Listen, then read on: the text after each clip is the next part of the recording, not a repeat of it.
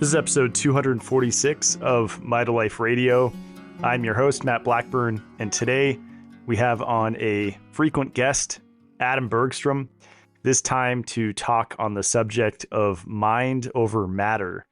He's written 10 eBooks on this subject, and I usually don't have shows on stuff beyond physical health, but I'll make the exception for Adam because he has some really interesting stories and experiences to share on this subject. It actually does coincide with physical health. He talks about teeth and dental trauma. We talk about synchronicities, subliminal messages, affirmations, why Adam believes that anything can cause anything and anything can cure anything. Talk about the placebo effect, mind hacking, longevity. Talk about teleportation, electromagnetic radiation, and then I ask him listener questions, including ways to snap yourself out of a funk, how to overcome bad habits, his thoughts on telekinesis, telepathy, and remote viewing, how to do visualization effectively, some interesting ways to do affirmations, how to heal complex gut issues by switching your mindset, how to solve seasickness and car sickness with the mind, his thoughts on German new medicine, mantras, and a whole bunch of other stuff. These episodes are always jam-packed, so have your notepad ready and enjoy the show. Here is Adam Bergstrom.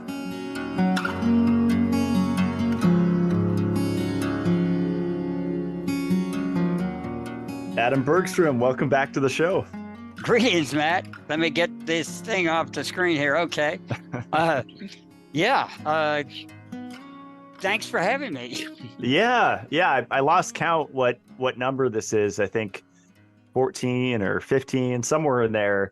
I know you've been on Patrick Timpone show a lot more for years, right? The One Radio Network, and he just went on his cosmic vacation. We were just talking about before we started. I started with him in 2008 on KLBJ when he was still on AM radio. Did 2 shows with him there, drove into Austin to be on it. And then I even did 2 other shows before he started. Then I was the first one when he started his podcast. Wow. Yeah, so it's really, really wild times. I was telling you, it was like first Ray Pete, now Patrick Timpone, pretty shortly after. It's really interesting. Close friend of mine too, Carol Crosby, who often called into One Radio Network, and is a friend of Patrick's too. And I've known her since I met her through O'Donnell back in 1975 or 6, a long time ago. Really close friend, and she went with liver cancer. Wow. Well, I think this episode's timely because you were saying that you had a spontaneous bout or seemingly spontaneous bout of diarrhea right when this happened. Yep. And traumas, for instance, I have karma with a couple of friends of mine. One of them, when she sent me an email about trigger finger, immediately my pinky went into well, look at it. You can see it. It's bent. It's deformed. It started a process at that point. And I ran right into Vibrant Gal and said, look, I just got this email and I answered it, and now this is happening. That's how our mind can be kicked in. And then her husband went on cosmic vacation several years ago, and he had terrific intestinal problems, including hernias and everything. I got a hernia on the left side. Female problems happen on the right side and male on the left. So anyway, I have left side symptoms right now after Patrick went on cosmic vacation, and I picked it up before we did the show. I was the one that called in because he didn't answer for the Monday show. And so I called his business partner, Sharon, and she had the sheriff go out there. And she knows that Patrick's real punctual. So she said, usually they wait 24 hours before they go and check on anything. And she said, I know this man. There is something wrong. And so they went out there, and of course, they found a dead body. Wow. So Yeah, it's mysterious. I'm curious how it happened. I think someone commented on one of your posts and said he might have astral projected out of his body permanently or something like that. something like that. And also, he went to a dentist. And in my experience as a therapist, when I was actually working on people face to face, I found that when people went to dentists, they often had big traumas afterwards. Now, mind over matter, many times they went to the dentist because of something that was going on to cause that trauma. But dental traumas, for some reason, they're very close to the brain. They cause severe problems, and I've found problems very distant. There are reflexes in the teeth, you know, to your heart, to your spleen, to all of the organs. And when they are damaged, I found a little girl with a kidney problem when she had her two front teeth knocked out. Those are kidney teeth. And she immediately, her feet smelled. It's called bromatosis, and it was caused from kidney trauma. So anyway, I gave her some nutritional things, and we worked on the trauma, and they went away. But we're connected. Reflexology works like harmonics. Like if you vibrate a certain string, the other string's going to vibrate. If you walk over a bridge and have a certain step, the whole bridge will swing back and forth.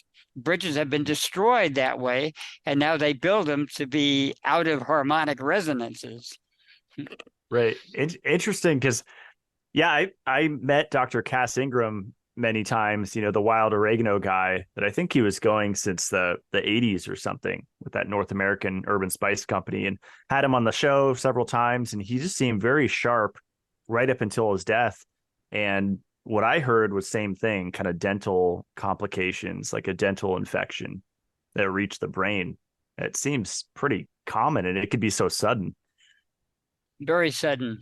And teeth problems have to do with separation from nature. I've had my share of those because in recent years, there's been a separation from nature. You know, we've been isolated due to all the things that happened the last couple of years and other syndromes that fell in between all that.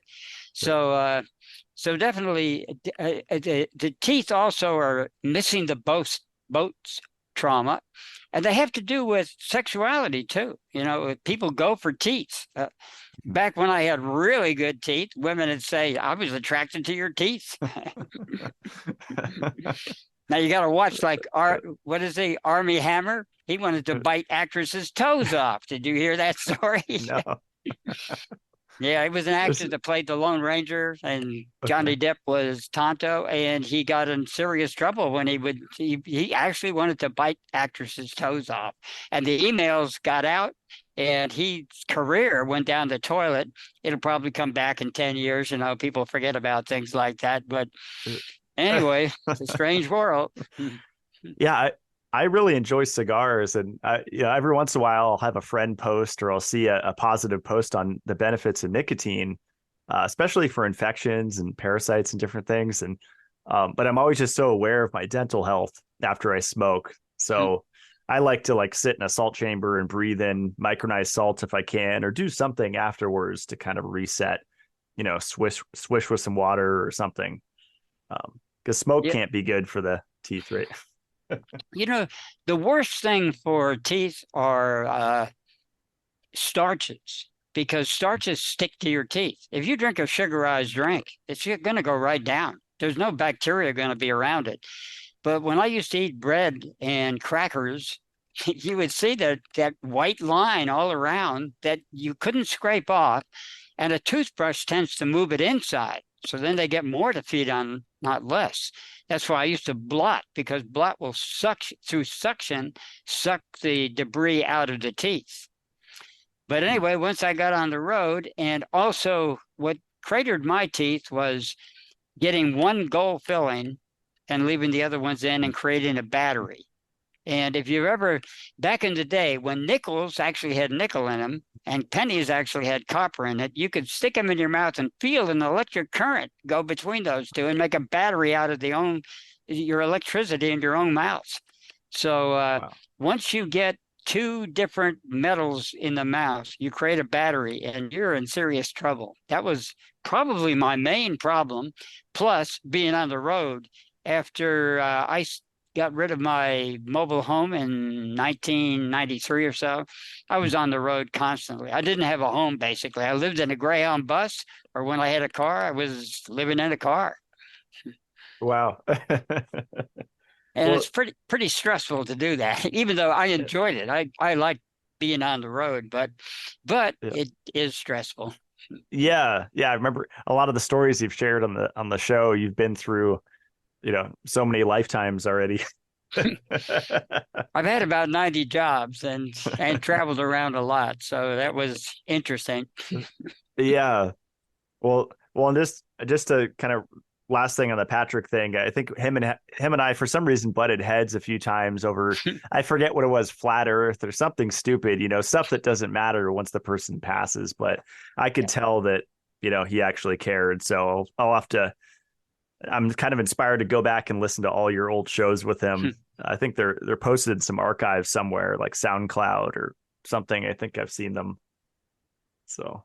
Yeah, well, I'm an oblate Earth person, and I believe in germs, but I just didn't talk about it. And we agreed on one thing: is that this is a movie, and it Mm-hmm. is the Matrix. But the Matrix isn't physically someone doing it to us. Our own mind, when you think of it, we're living in our brain. What we see out there is really in here. So we create it.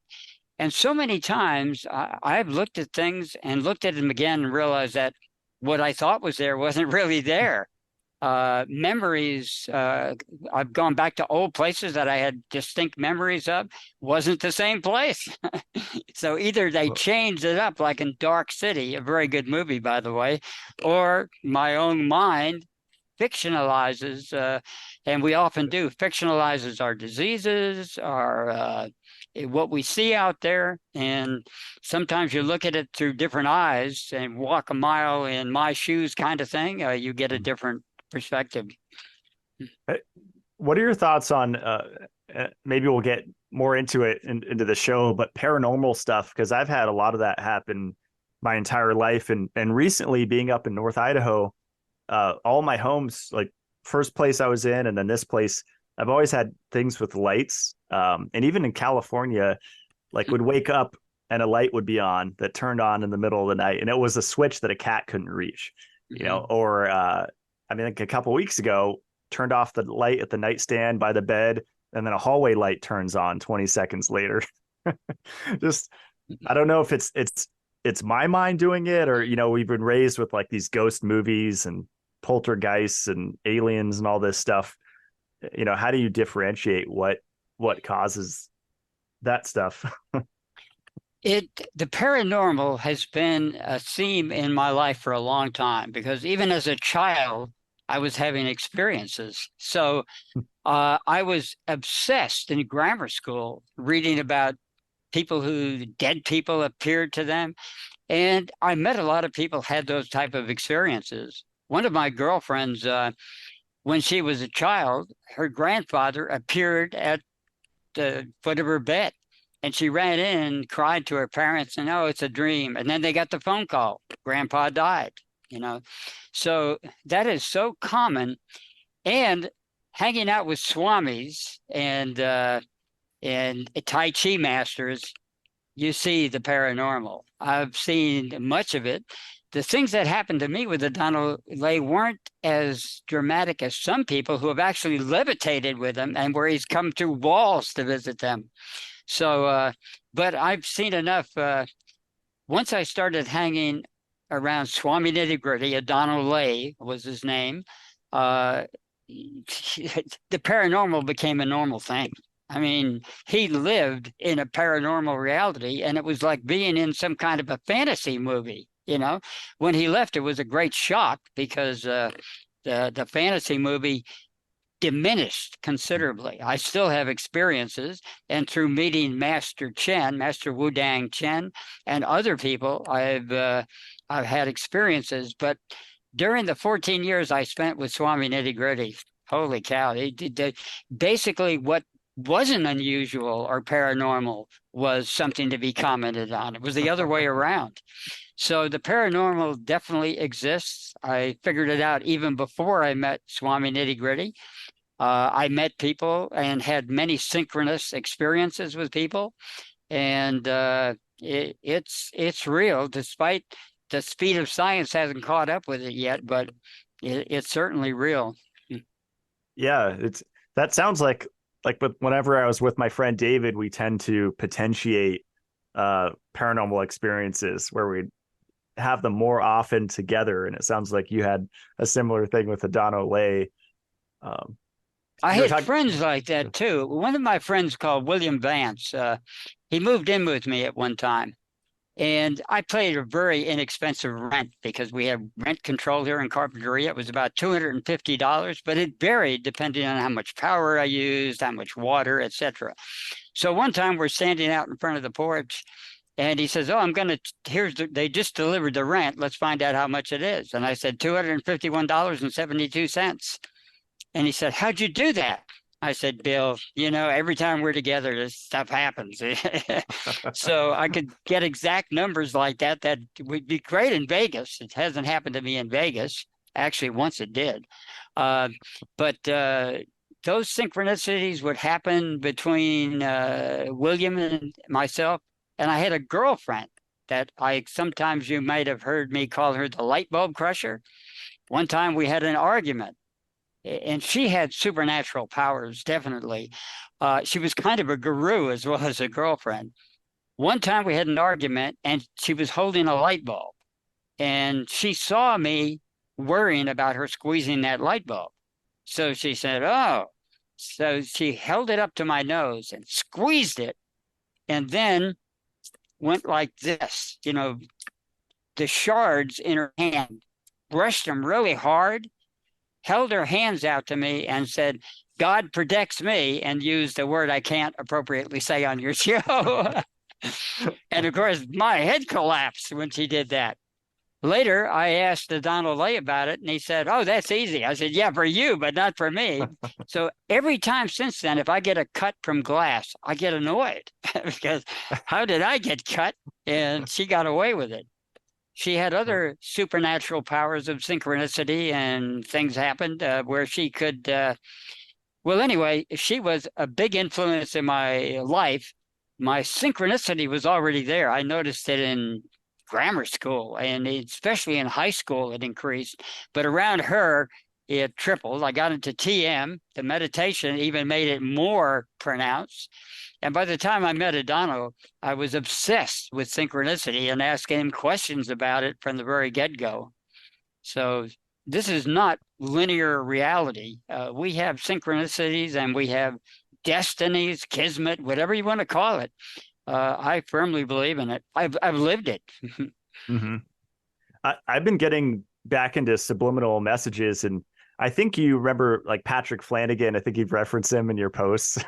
He sold, Mega Hydrate and stuff, but he had this neurophone device that I played subliminal messages through when I lived with my parents to reprogram beliefs about money specifically. And I moved out of my parents shortly after there and had my first apartment and just kept kind of moving up and, had better ideas and stuff.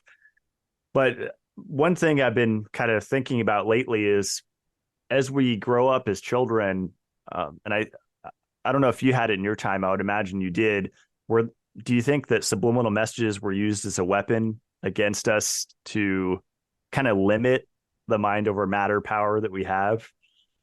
Yes, it's been known. Actually, I wrote a book on mesmerism, and I was astounded. The reason I wrote it, I was astounded that there were thousands of medical articles, thousands and hundreds of books written on the subject, that mesmerism is the parent of hypnotism. And what we know is as mesmerism is watered down to applied kinesiology, where you move your hand up and you move it down, which has a profound effect on energy so much that the police and military use it. They don't tell us that, but you can weaken a person by just moving your hand down, and you can strengthen them by moving it up. And I first found out that the police were into it with a Texas Highway Patrolman who, when I was going to show him kinesiology, he said, "Can I show you something?" And he showed me stuff I didn't know that the Highway Patrol knew. They also knew that you ask for the address, and if you say a number over 10, automatically it weakens the person enough to disarm them. Some people more than others. Some people have a little more centering, but this up and down actually works independent of suggestion. People think it's just hypnotism is just suggestion. Well, mesmerism happens otherwise. I was on a radio show once with an ex-arm wrestler, and I did a demonstration, and he said, "Well, you're suggested is why you weakened my arm." I said, "Do you have anyone in this radio station who isn't listening to the show?" "Yeah, our engineer back there." "Bring him out." So what I did is I said, "You are getting stronger and stronger." And I went down his central meridian, and he was weakened, even though I was saying stronger. Then I said, "Oh, well, let me try it again." And I went the other way and said, "Now you're getting weaker and weaker." And he got strong. And he said, "See, that didn't work." And of course, the announcer said, "I'm convinced." And he said, "Ladies and gentlemen," it was a radio show, "I have just seen something that blew my mind. And I wouldn't have believed it if I hadn't have seen it, but he did it." Wow. So the trouble with applied kinesiology, it's used for testing supplements and everything, and it has a lot more to do with the mental realm. So if you can do it with body language, automatically by putting your neck up against your collar and standing straight, you'll feel better. But when people get depressed, they look depressed. The body language, if you study acting and how actors look old by shuffling along with their feet, and if they look young by being on their toes, we even have an expression on their toes, you automatically change your health dramatically. Mm. Yeah, I remember when I took Aikido, we were my sensei told us to basically imagine, I think it was some visualization technique, and before and after the person would lift me up, and first time they would easily lift me up, and then he would have me do a visualization technique. It was like a grounding or something, and the person would not be able to lift me up. I got heavier just with using the mind. It happens. There is such a thing as chi too. I studied martial arts at one time. I didn't take but about 20 lessons. But this guy was from South Korea. He had taught thousands of people on football fields as soldiers. But at one time, he had everybody try to push him over, and nobody could push him over no matter what they did. So when it came my turn to push him over, of course, I'm leaning at a 45-degree angle. He's not budging at all. Then he puts two fingers on my abdomen and walks me back. It was a very big room we did martial arts in. He walked me completely across the room, up against the wall, stuck his fingers in my abdomen, took the breath out of me, and said, "Learn to breathe." So at that point, I knew that chi is a very real deal. And since then, I've seen many demonstrations of it through Master Chen and other teachers I've had. Wow. Interesting. So, like, do you think we could reprogram? I mean, I'm sure there's many ways to do it, but do you think using subliminals in a positive way, is it like rewriting our brain from maybe the Disney movies we watched? I don't know if it's real. Have you seen all the sexual imagery hidden in Disney movies and stuff like that? It's very real, and it affects people so dramatically that Time magazine, when they put Gaddafi on their front cover, they put "kill, kill, kill" written in subliminals. Even NASA can't find those subliminals, and you can't see it until you see it. Like the FedEx trucks, you see the arrow there? You don't see it until you're told. Well, a good subliminal, you can't see. You can study it for days and not see it until someone says, "Look at it," and there it is. William Bryan Key wrote 3 or 4 or 5 books, Subliminal Seduction, several other books, and he put illustrations of how they were. The camel ads are notorious for it. They often put 10 in because the number 10 synchronistically or subconsciously makes people think of getting a woman pregnant. And those things are well known in Jungian philosophy. Why they work is another question. But these things are put all around us as symbols. And when the government criticized mesmerism and came on with hypnotism, many people at the very top of the so-called pyramid, they know this. They know it, and they use it to control us. Mass formation psychosis is a very real thing. And epidemics, I won't go into the current ones, but there have been epidemics of laughing epidemics and the so-called dancing epidemics that happened in Europe. It wasn't just one, and it wasn't anything to do with rye or ergo or any of those things. It was actually repression from the church being so tight that everybody went up and danced. They don't mention all the intercourse that went on and all the other things that were connected at that time with that dancing. They basically danced themselves to death. Wow. Wow. Thousands of people. Do you think supermarkets use it? Like, I think when I took a psychology class, we talked about, the colors that are used at McDonald's. And I think we've talked about it in shows to stimulate appetite. Is it yellow, I think? Or yellow and orange are to stimulate saliva, and they just work. You get also a sexual stimulus out of orange, but in seafood restaurants, they tend to use blue because people who eat seafood tend to want to be more relaxed. So you'll often find blue in seafood motifs, rarely yellow and orange. People won't go and frequent it. So these are well-known colors and geometrical shapes too. The Lucier color test also had shapes. People usually just take the simple color test, but it's quite involved. I had a psychologist friend that gave me the complete works, so I'm familiar with that test, and was familiar with the Lucier test, out of high school when I first discovered it. So I've been interested in this for a long time. Well, I was looking at your website again, kind of preparing for this, and you have a section on solartiming.com, mind hacking, and then one thing I don't think I've ever noticed was the stress scale, the Thomas Holmes and Richard Ross stress scale, which is interesting. Like, you add up the life events numbers, and then that determines your risk of illness.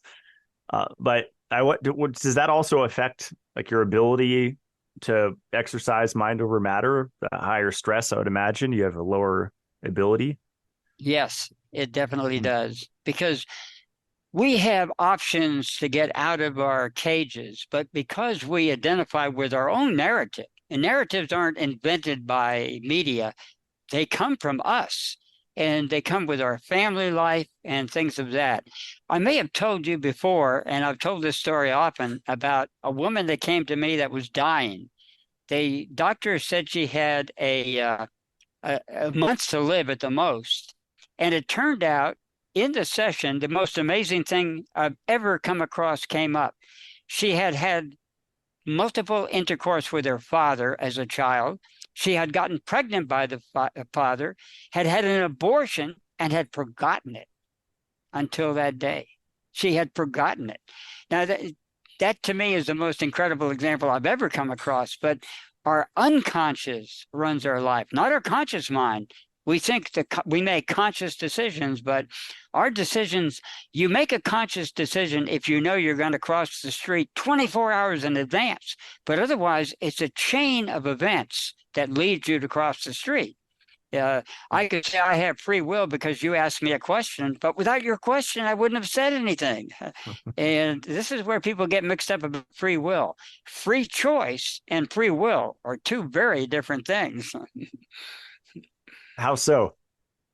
Well, in free will, you know what's going to happen in advance. But even Swami Nitty Gritty, who could see into the future, he knew the difference between the two. At the same time, you have to live through it. I'll give you an example of how the unconscious can affect you. I used to go to Sedona a lot, And my friends took me over for morning coffee and at some friend's house that were house sitting. Well, it was a man and a woman, and the woman asked what I did, and I told her about body language. So she got interested. The husband was bored, so he just walked away. But then she said, well, now I have a pain in my left arm, but I play whatever this big bass instrument is, she played. And since I use it all the time, couldn't that cause the problem? But I was watching other things in her body language, and I said, yes, that's true. But in your case, it's a trauma. And if you give me permission, I'll tell you what it is. She said, sure, the death of your father. And she said, my arm is completely paralyzed. And suddenly I realized, okay, you want me to work on that because obviously we've gone to a level now that her arm was now completely paralyzed. So she lay down on the floor. And in mind hacking, the Cornerstone technique, you simply turn a person's feet, and anytime there's a trauma, you will get a nerve response. It's not dowsing, it's actual physical, gross motor movement nerve response. So I turned her feet, and she said, I think I know what it is. And I said, this is not it. She said, how do you know that? There's no reaction down there. So she told me what she thought it was, and it wasn't it. So I turned her feet and kept asking questions. And then she said, now I know what it is. And I said, that's not it. It got no response down here. So she said, okay.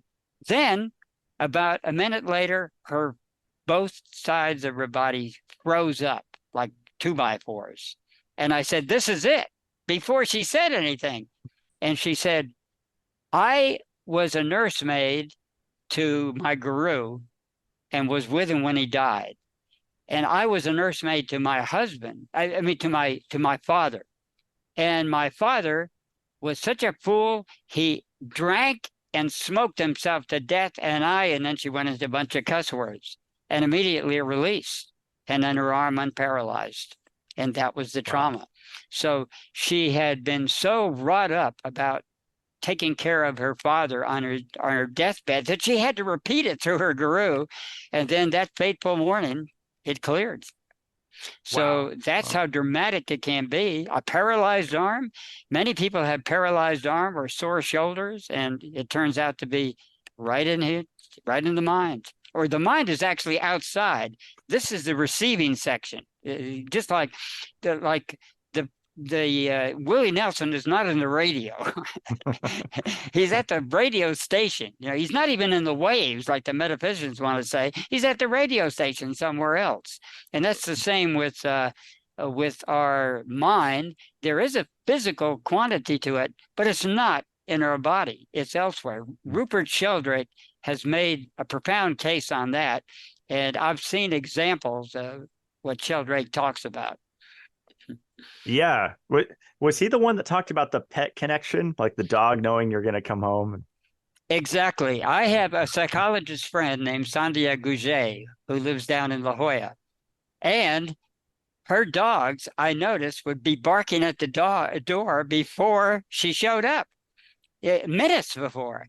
So one time I was familiar with Rupert Sheldrake by that time. I ran to the window when they started barking at the garage door, and no sign of a car. I waited there for about 2 minutes, and then the car drives up, and the dogs are still barking.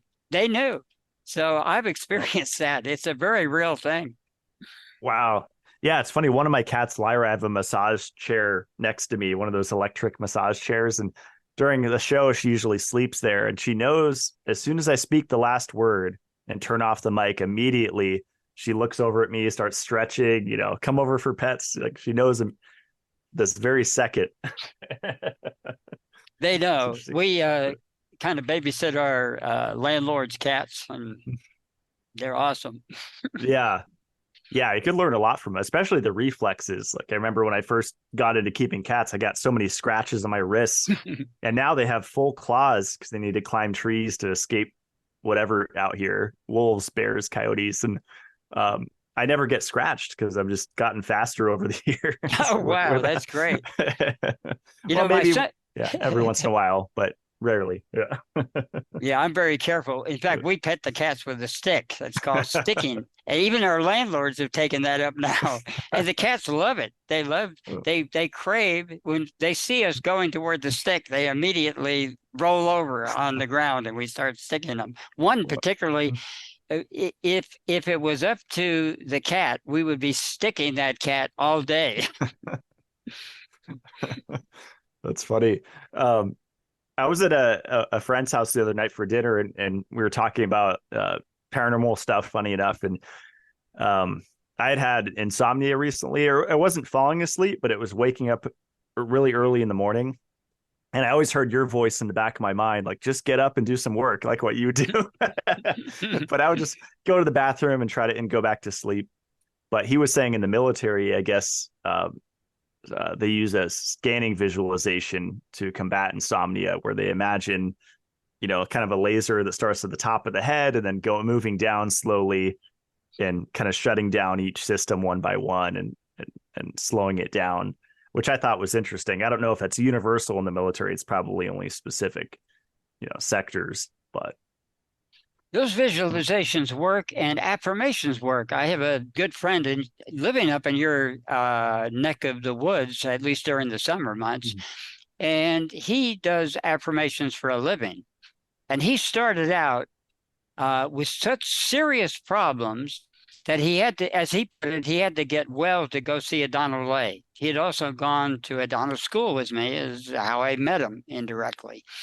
And he had to crawl into Donald's clinic. And I have a friend, a very close friend, that validated that he actually crawled into clinic. And Donald took one look at him and said, "I can't do a thing for you." And of course, the bottom fell out. But then he told him, when he was about to leave, "If you look within, you will find a strength that you didn't dream you had."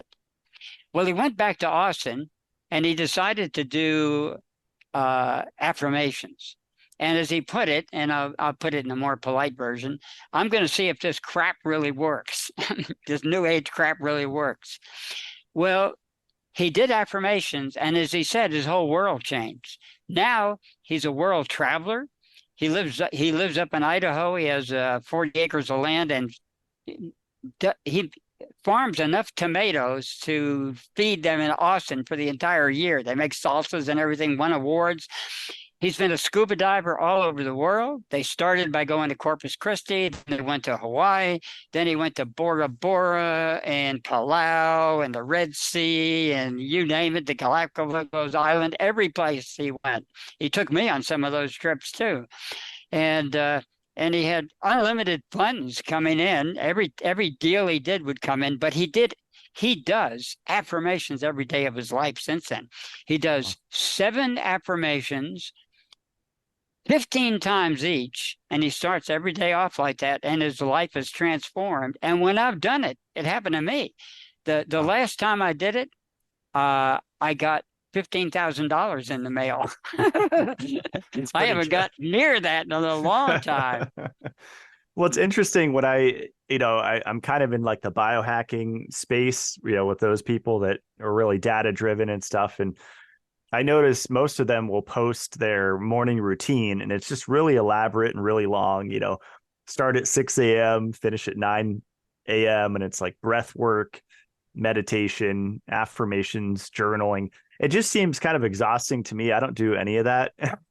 But I don't know. I'm the same way. And there was a man, his name escapes me, but he got the first degree in parapsychology actually out of Berkeley. He designed his own course and got it. And he said that affirmation should work like instantly. Like you don't plant a plant in the ground and dig it up every day to see if it's taking root. You don't mail a letter and keep looking in the mailbox to see if it's gone. Now, my friend Greg is in between with that. He said he does affirmations for the hardware. because if you wish to have a new car, it should be there with one word. And he indeed has that power. I've seen him mention something and it shows up at the front door, or we're watching television, the exact scene he described shows up on the TV. Wow. By the way, your Wow. picture stopped. Yeah, I can hear Uh-oh. you fine, but your picture is completely stopped. You're Uh, frozen in frozen land. let me change. Let me see if that I can fix it. Yeah, I'm on Starlink Wi-Fi out here, and it's a cloudy day, but it's not storming or anything. So Clear maybe I'll. here. Interesting. Yeah, maybe I'll come back here. Let me see if I could. No, we'll see if it comes back. It should. Or actually, maybe I could just restart it here too. See if that fixed it. You're back. There we Yes. go. Now There you're we moving go. again. That was easy. It I love helps it to when be. it's easy. Often it isn't. I think I got my first computer because my dad was a tech guy at like the age of like 8 or 9 or something like that. So that helped just to have it ingrained in there to know which buttons to click. It does. Without Vibrant Gal, I wouldn't be doing this. Did my homework on a typewriter. I even did my math homework and geometry homework on a typewriter. In fact, my geometry teacher in the 11th or 12th grade was so impressed, he asked to keep my papers as a teaching guide and gave me an A plus plus plus. Wow. No, it was 130 out of 100 points.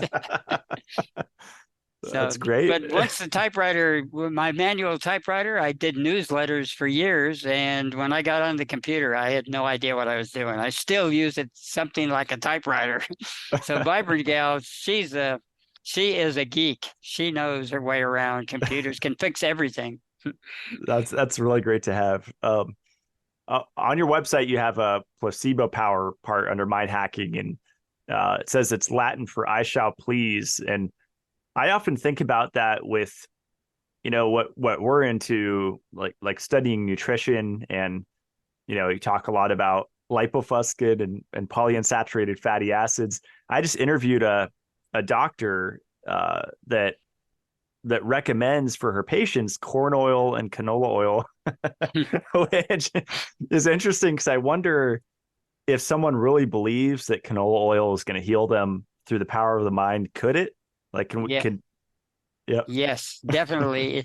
In fact, I learned from one of my original mentors who introduced me to Adonal Laus, Dr. Steve Shiver. Mhm. And he introduced me to an introduction or to a phrase. Anything can cause anything and anything can cure anything. And indeed, it's true.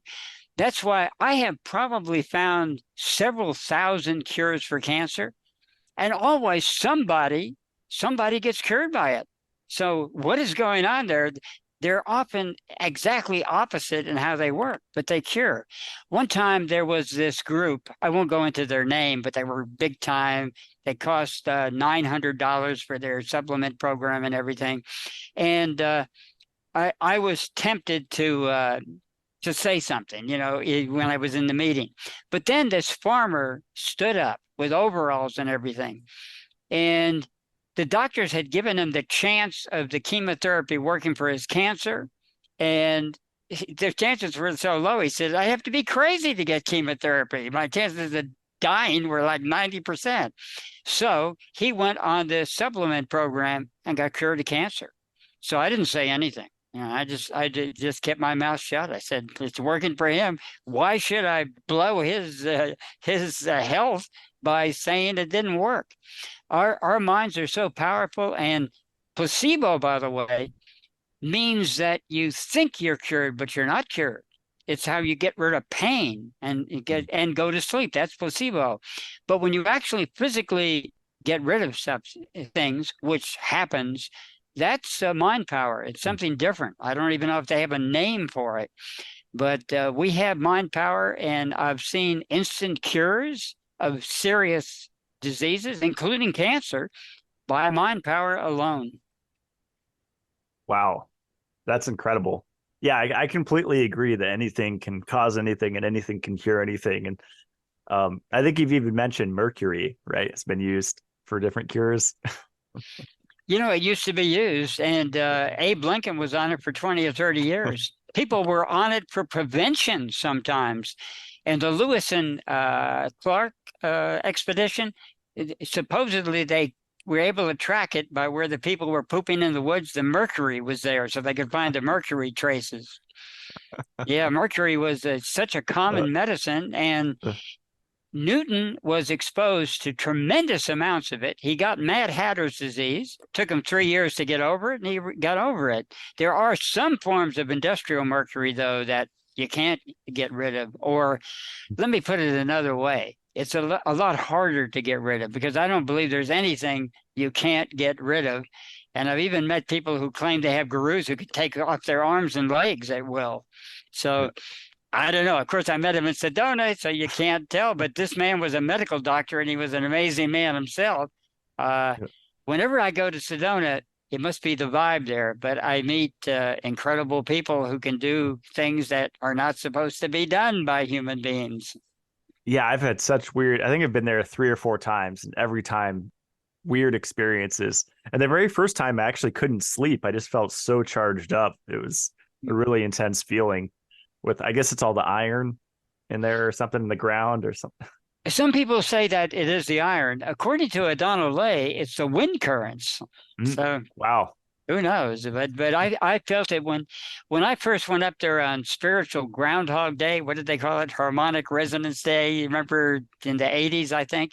I went up there with a girlfriend because she wanted to go out there, and I poo-pooed meditating on the rocks there. Well, I meditated and I got high as a kite. So I said, I got to admit, something's going on here in Sedona. So anyway, then we had metaphysical adventures there too. It started every time I go to Sedona, something really weird happens, or I meet some person who has superpowers. Yeah. Well, you mentioned Harmonic Resonance Day. You made me think of yesterday. It was Y2K all over again. I don't know if you saw people posting about Yeah, the yeah. national alert. And that was pretty funny because talk about mind over matter, right? I mean, depending on what you believe, if if you have your phone off, you're protected, and you have it on, you're gonna get your, was it they're saying the vaccine activated? I didn't look too deep into it. Yeah, the the uh, the power of the mind can actually make those things happen. And most of our sicknesses, even from vaxes and from colds and flus and whatever we got, they're in our mind. When I've been depressed, I would get colds. I worked a job I didn't like. I got a cold every 2 months. I got called in that you can't be doing this. And finally, I went to test board and working for the phone company. You're out in the rain, so I figured I was getting it from that. But then they overworked me with so many hours. I went to a doctor and got a note. And they said, you have to go to our doctor. I said, that's enough. I quit. So I gave mine 2 weeks notice and I moved to Redding, California. But Oh, but anyway, I realized that when I've had jobs that I've loved, no sickness, no anything. And one time I had a Texas trauma. Every time I go to Texas, I'd get a cold. Yet I could be around people. I have a cold. I said, that's okay. I'd kiss them on the lips, hi, good to see you. And I knew I was immune. But when I went to Texas, I'd hold my breath around people and inevitably I'd get a cold. Usually just before I did a workshop, one workshop I did with laryngitis. And imagine solar nutrition is so great. And you got laryngitis, real good example of how that works. interesting. Yeah, I wonder because when I got, whatever you believe it was, starts with at the C, about a year ago. It was after being in Las Vegas, being around really big groups of people. And I wonder if all of them had this idea in their mind that their immune system was compromised or yeah, their shields up, and that literally lower their immune system. I think that's possible. Ma- Mass formation psychosis. Yeah, groups can be, again, the dancing epidemic, the laughing epidemic in Tanzania, where suddenly hundreds of schoolgirls started laughing and it spread to the community and they couldn't stop laughing. And epidemics of fake flus that happen have been, you can find them on Wikipedia, a list of hundreds of these things. And yet Wikipedia's political stances, there's no such thing as mass formation psychosis, since Dr. Malone happened to mention it. But they have it under different names, and they list countless cases of it. There are countless cases of history of people being gripped with an epidemic that something was happening when nothing was happening. And yet they got sick and died from it. People, it was well known during the First World War that people could get shell shock. Now they have PTSD and all kinds of fancy names that George Carlin has done comedy skits on. But anyway, these people would have all kinds of sicknesses after. And they compared it with a voodoo village where if the witch doctor said, you'll be dead at 12 o'clock tomorrow, they'd drop dead at 12 o'clock. And it happened with such frequency that the belief was causing it, that the same thing happens when you go to a doctor and the doctor says, you've only got a month to live. You do. But then if you get another belief, I have probably told you about my friend Judy Utley already, who came to me for a session on mind hacking. And I aligned her neck. And after I did it, her eyelid drooped. Well, she wondered what happened. And I said, I really gently, I don't do these hard chiropractic adjustments. So she went to a doctor then. And the doctor tested her and she came back and the doctor said, how are you even alive? How can you walk in this office? You have cancer of the spine. You have cancer of the lungs. You have breast cancer. You have cancer everywhere. Go and get your affairs in order. Well, she wasn't going to go for that. So she went to San Antonio, had a big hole burned in her back, a counter shock, and she lived for 9 more years and got rid of her cancer. She kept going back for the doctor, test after test, because they couldn't believe that all the cancer could leave. She told me, I want to stay alive to meet her soulmate. She met her soulmate, she died, and then the soulmate died and followed her. Go figure. Wow. That's incredible. Yeah, I think this topic's so powerful for a lot of reasons. But when I was talking to my friend, the same one about the insomnia and the military scanning thing, he was asking me suggestions for his mom because she's apathetic about her health and she's on pharmaceutical meds and it's hard to get her to make any changes to improve her health. And that made me think about, subliminals and reprogramming the mind. And that's where this could be really powerful, right? Because I just don't think it's natural behavior for so many people to be on pharmaceuticals and kind of drugged up and unwell or just static in their health and not improving. That's not like a natural human behavior, right? To be okay with being sick. Like, I feel like it's some programming, right, that happened there. It definitely is. Henry Ford tried to open a drugless hospital. Didn't work. The pharmaceutical companies came down on them big time. They want people to believe in their theory of receptors and all of that. It doesn't exist. Ray Peat has gone into that in detail, Gilbert, a lot of other people.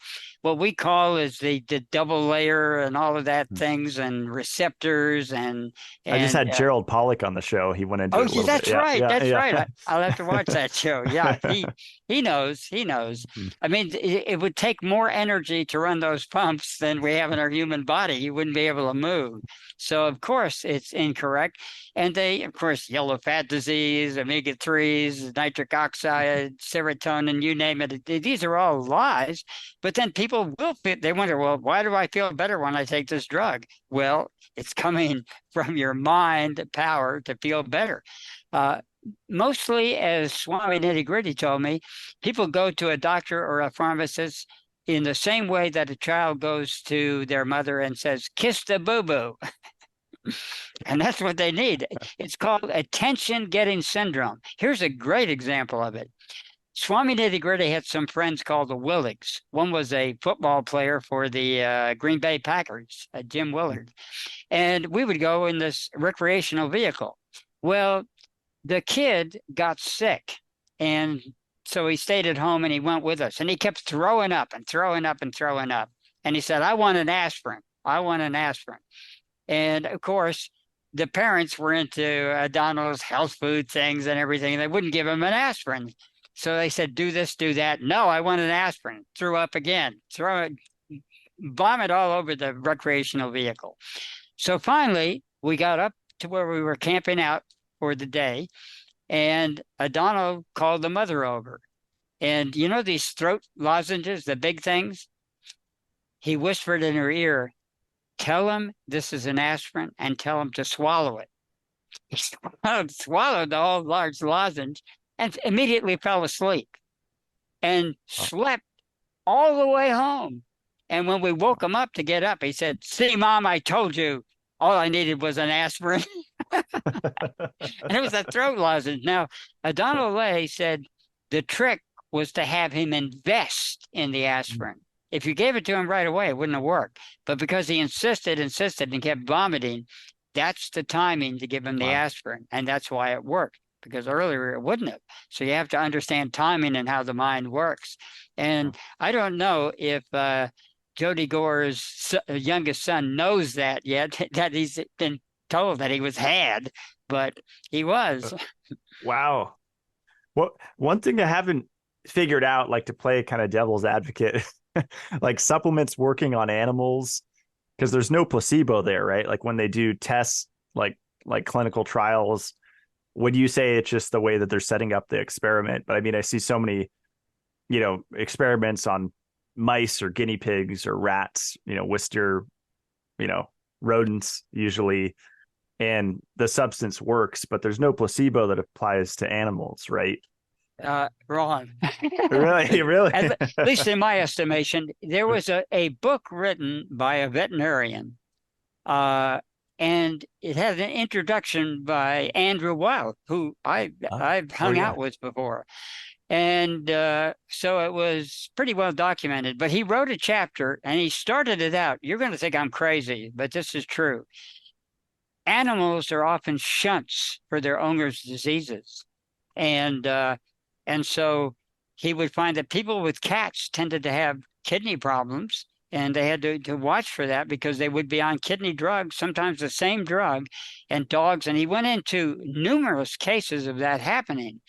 And also the animals also picked this up in the same way that Rupert Sheldrake was talking about. So often they will lay their lives down for the owner by actually dying of a disease as a shunt where they don't have to take the fall. And there's numerous evidence to support that. The other thing is called doctrinal compliance. Our minds are so powerful, we can affect animals and other people at a distance. You will find people with so-called charisma who can talk people into things that they would never even dream of doing by just listening to their vibration. Because it's not just their speech. That's why we fall for politicians that have charisma, like Donald Trump, JFK. They had charisma. They could affect people at a distance, and obviously adjust votes and everything else with it.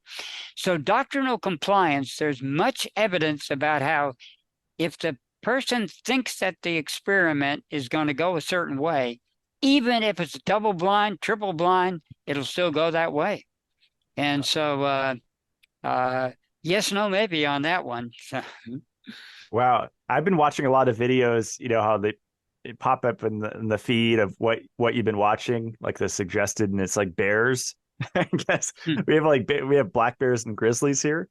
And usually it's like Russian people that wrestle with bears, and it's really like friendly. And I wonder, you see people do that with alligators, and some people say it's just, because you grew up with them when they were little. And so if you start when they're young, you can, be friends with a lion or a bear or an alligator. But I wonder if there's more going on, if there's a mind thing going on with those really potentially aggressive animals. I think there is. There's so many cases of old timers in the Arizona desert living with rattlesnakes in the house and everything of that nature. And by the way, my high school friend Jerry Bibby has a cousin named God, what is his name now? Anyway, his last name is Bibby, and he gets in a bathtub with 300 rattlesnakes and a sleeping bag with 100 rattlesnakes and does all kinds of things of that nature. He lost a leg to one rattlesnake bite, and he's still back doing it. Uh, Wow.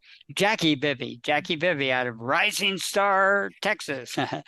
And but he obviously has some kind of mind power thing to be able to do this. And by the way, he probably could have saved his leg with taking a bunch of white sugar instead of having them cut off the leg.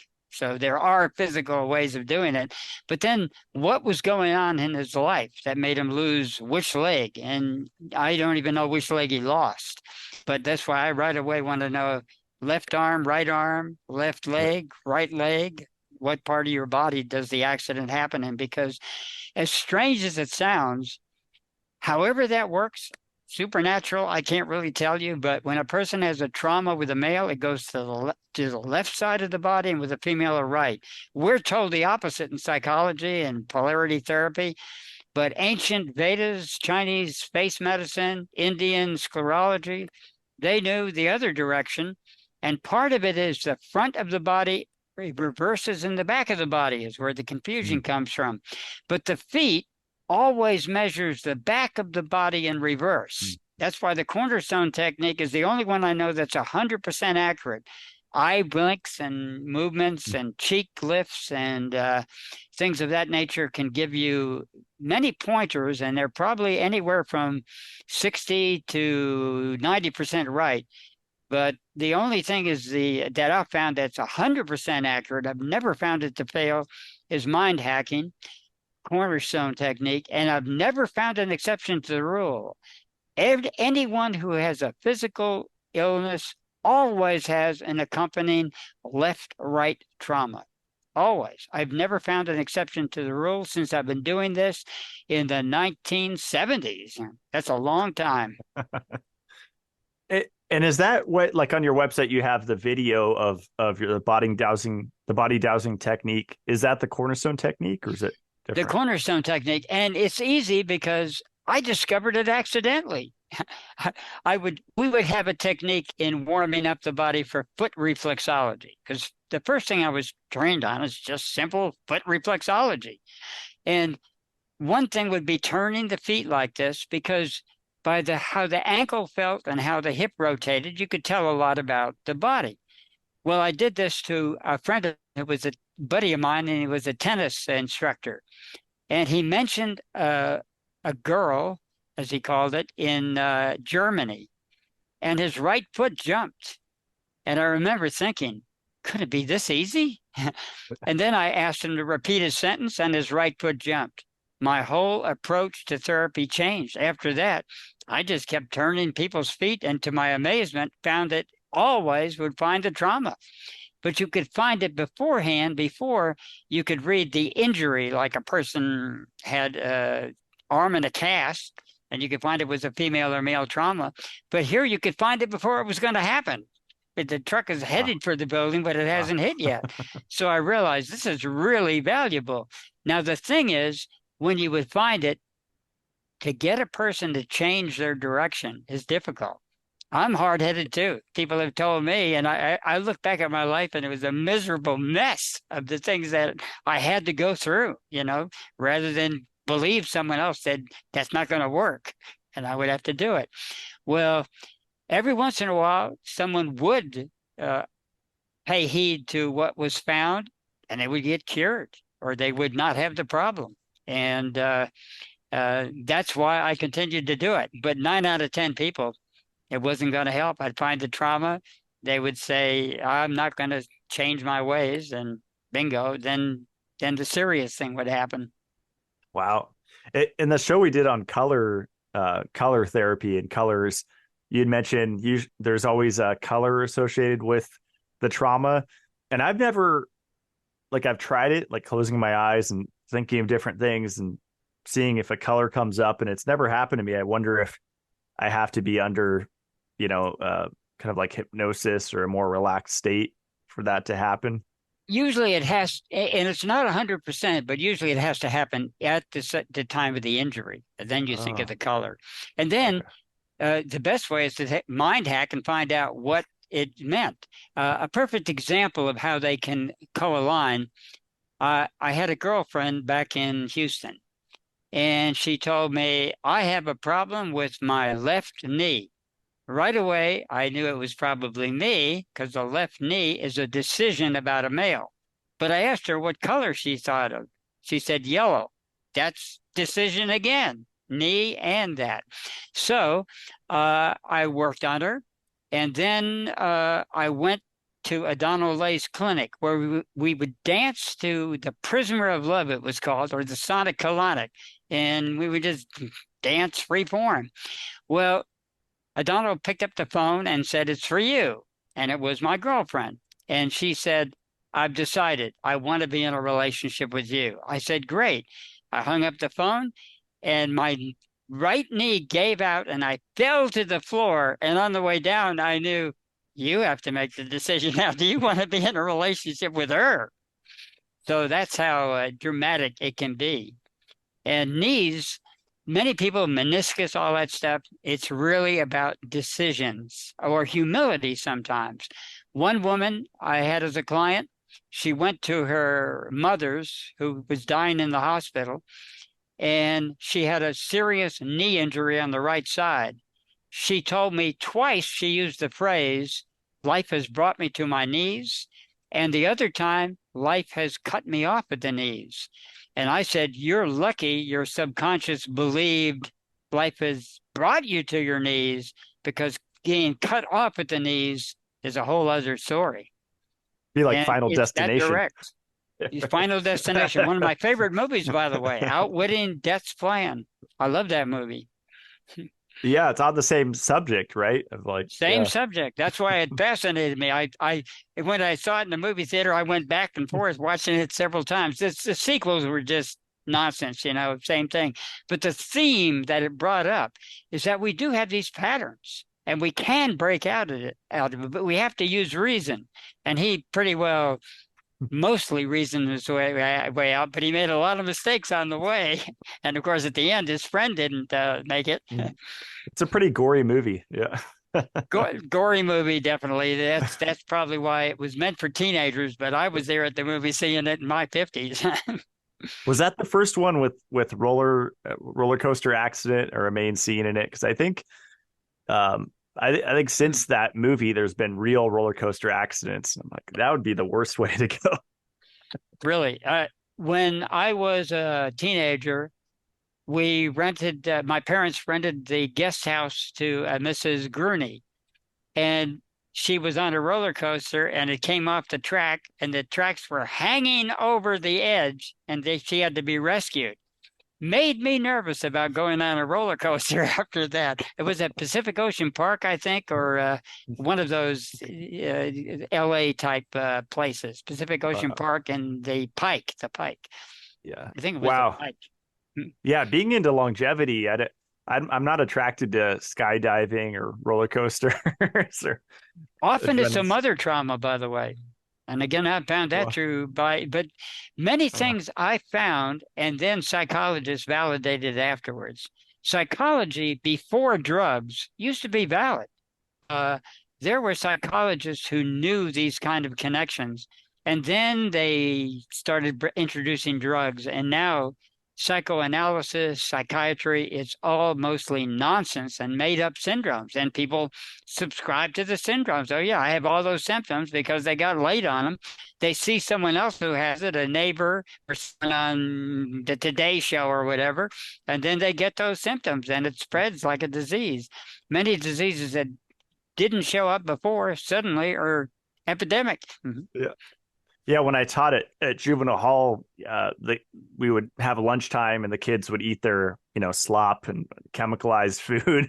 And then they would just be like monsters. Like it was like the movie Gremlins for the last, 2-3 hours of school after lunch.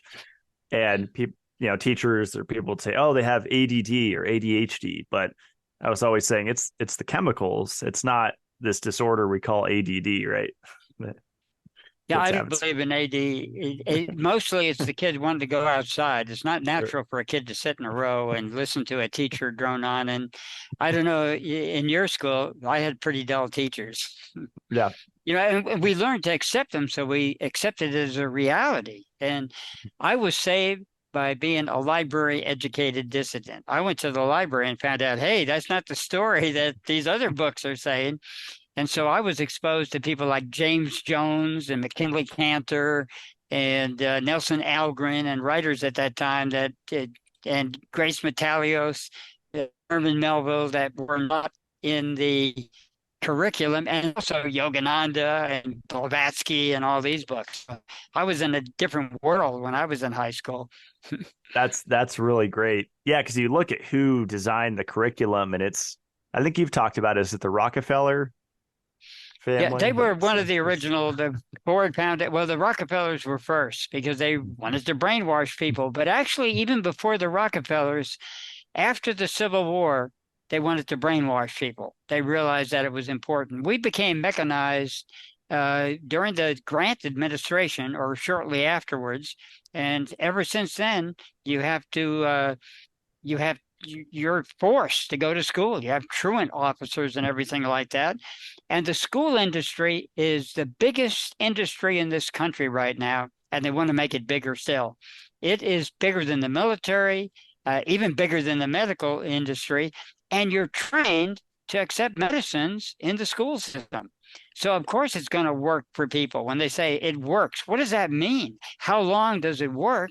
And many times a person's cured of one thing and they die of another thing. So they weren't cured of the original syndrome. Yeah, it's interesting because I see a lot of PhDs or doctors, and I'm not, picking on anyone by name, but in the natural health community, and they kind of puff their chest and, pound on their chest and say, I went to school, I studied biochemistry, I understand how to read the research. And so basically they're an authority, but I think everyone has something to share that could be valuable. But the programming that I think we've had, I see all this infighting in every, the truther community, the health community. There's always people trying to tear each other down, and that's to me the most dangerous thing, because then we're not learning from each other, right? We're just focused on fighting and seeing who's right and who has the ultimate truth. And agreed. And also the truth is multidimensional. Sometimes it works one way. My friend Greg Whiteley, who I mentioned, at one time he had some problems come up, and he assigned me the task, because we'd been buddies a long time. I want to find out where reality and mind, where they meet. Where is the meeting point? What is real and what isn't real? And so, frankly, since 2000, when he told me that, I started dedicating my life to really doing that. And a lot of what I've done since has been because of what he told me. It was like an assignment, but it was almost like it was given to me by the universe, not by Greg Whiteley. And where it ends or where it begins, good question. If I jump off a building, I'm gonna get killed. But some people jump off a building and they miraculously survive. There have been people falling out of airplanes, land in a haystack. And are you familiar with is his name Roger Reeves, the pilot, the miracles he went through? He was a drug smuggler pilot. He worked for the cartels. He worked for everything. He survived aircraft crash after crash after crash in the most miraculous ways.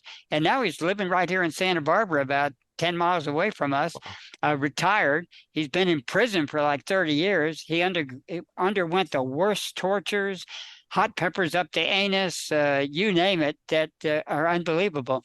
Watch one of his videos. He's like an incredible life. But the things that happened to him were just, his escapes were too strange. They just didn't make sense that he could survive when all these other people would die. That's incredible. I gotta look him up. Yeah, Roger Reeves. Watch the He has quite a few videos out there on YouTube. Now, when I hitchhiked, I had the same kind of things happen. I'd be in a place that says, no one has got out of here in 4 days. I've been here for 4 days, lots of luck, sucker. And I'd be like a Montana or someplace, and someone would come along miraculously. One of the most dramatic things that happened to me is at one point when I was living with the light bulb crusher, we hitchhiked from Santa Barbara to Port Arthur, Texas. And that was an expedition in itself. But at one point, she was feeling so lonesome for Texas that I said, look, I'll hitchhike back, get the kids and get the car and drive us all back and sign out with the apartment. I had 2 days to do it. They dropped me off at a rest stop about 50 miles out of Port Arthur, and there I hitchhiked. My first challenge was the ride dumped me in a bad section of Houston that was a dangerous section, and no one's there. No cars are coming at all. There was a car about 2 blocks away, and suddenly he beeped his horn. And I thought, oh my God, I'm saved. So I'm looking like this, and the car doesn't move. The car stays there for 10 minutes, and I gave up. Then the car starts up and comes up to me. It says, look, I beeped my horn accidentally, and you obviously thought I was going to give you a ride, so I feel obligated. I'll take you to a freeway entrance so you can get out of this place anyway. And the whole expedition ended up with those kind of things happening to me in miraculous ways. I could actually go on a whole show about it, but I won't. I'll get to the conclusion.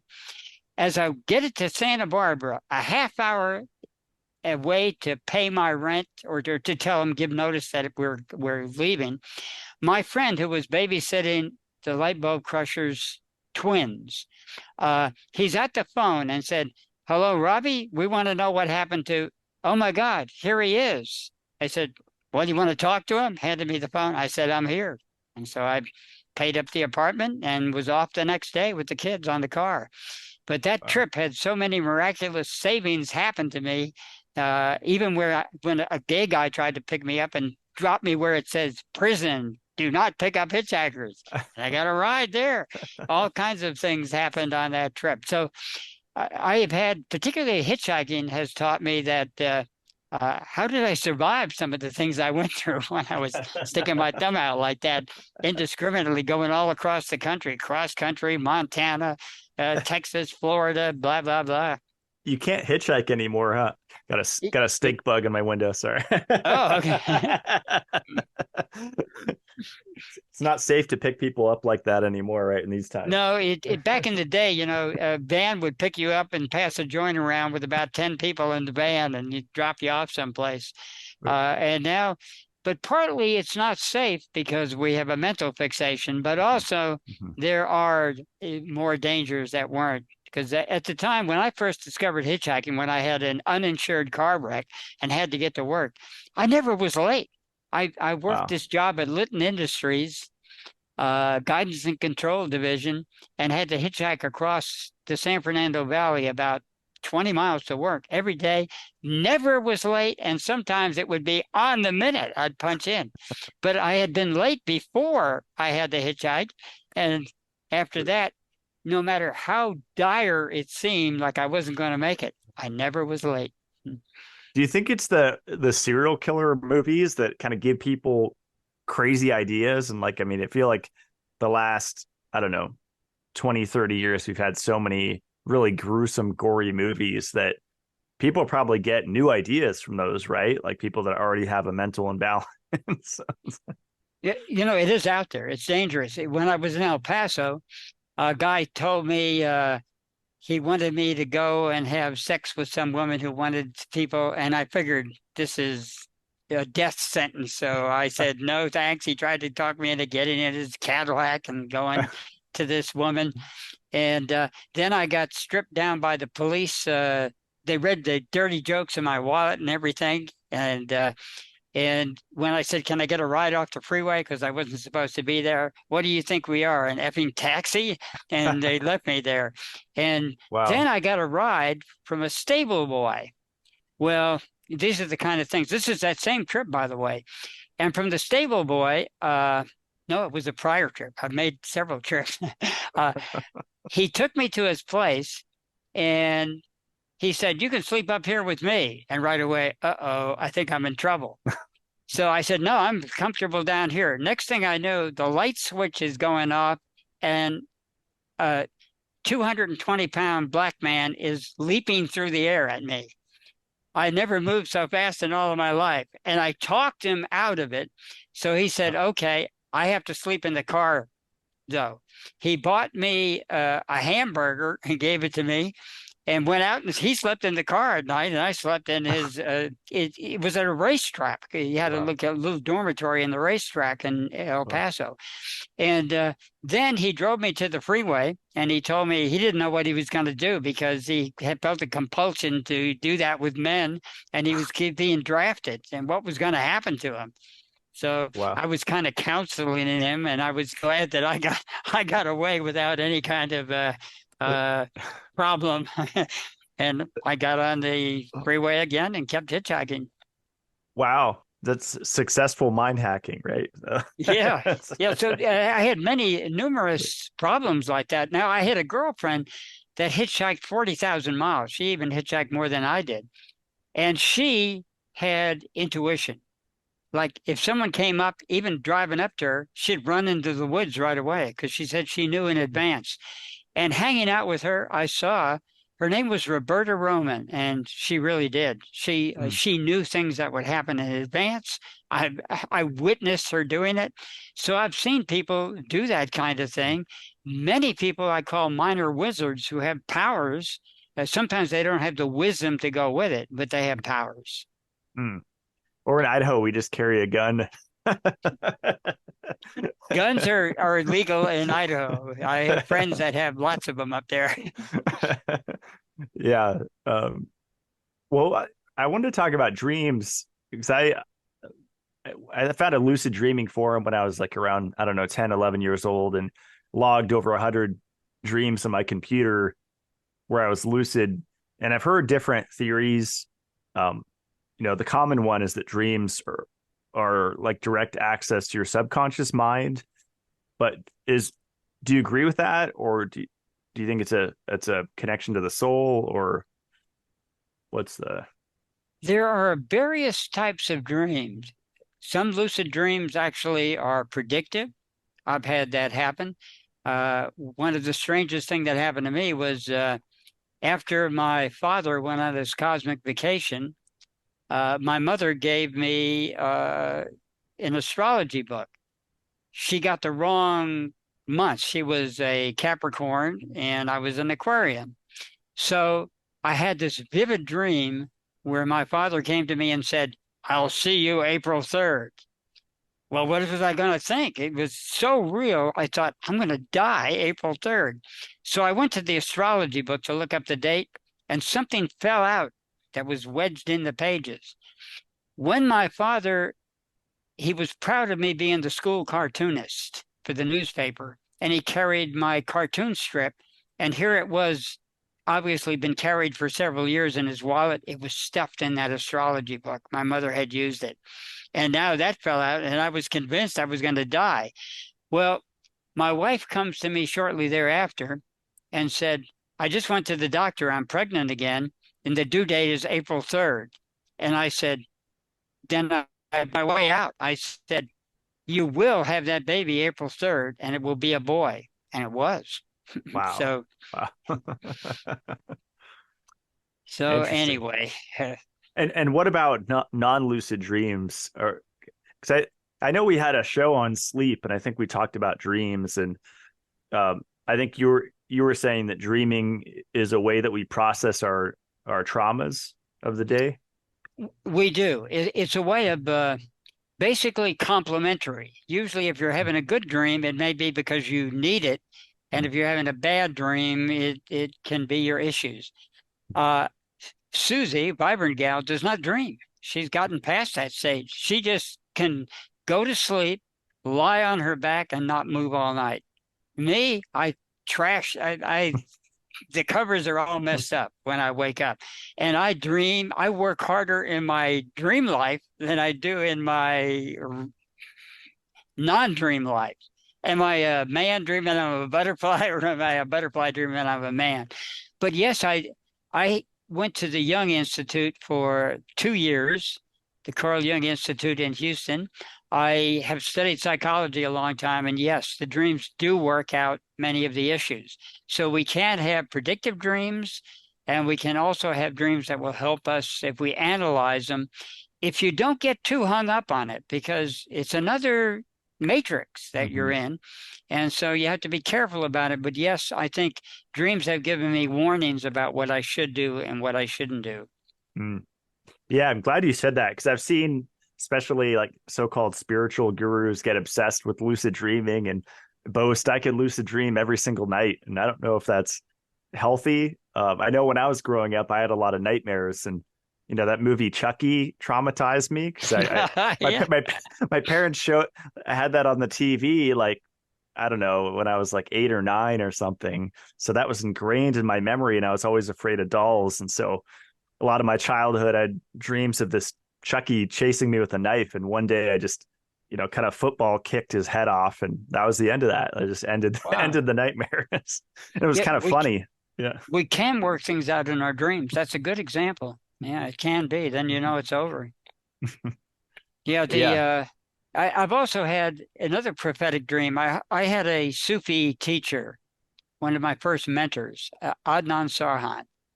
And one time I was in at Sufi boot camp, I call it. It was Sufi camp, 6 weeks of just doing nothing but Sufi exercises every day.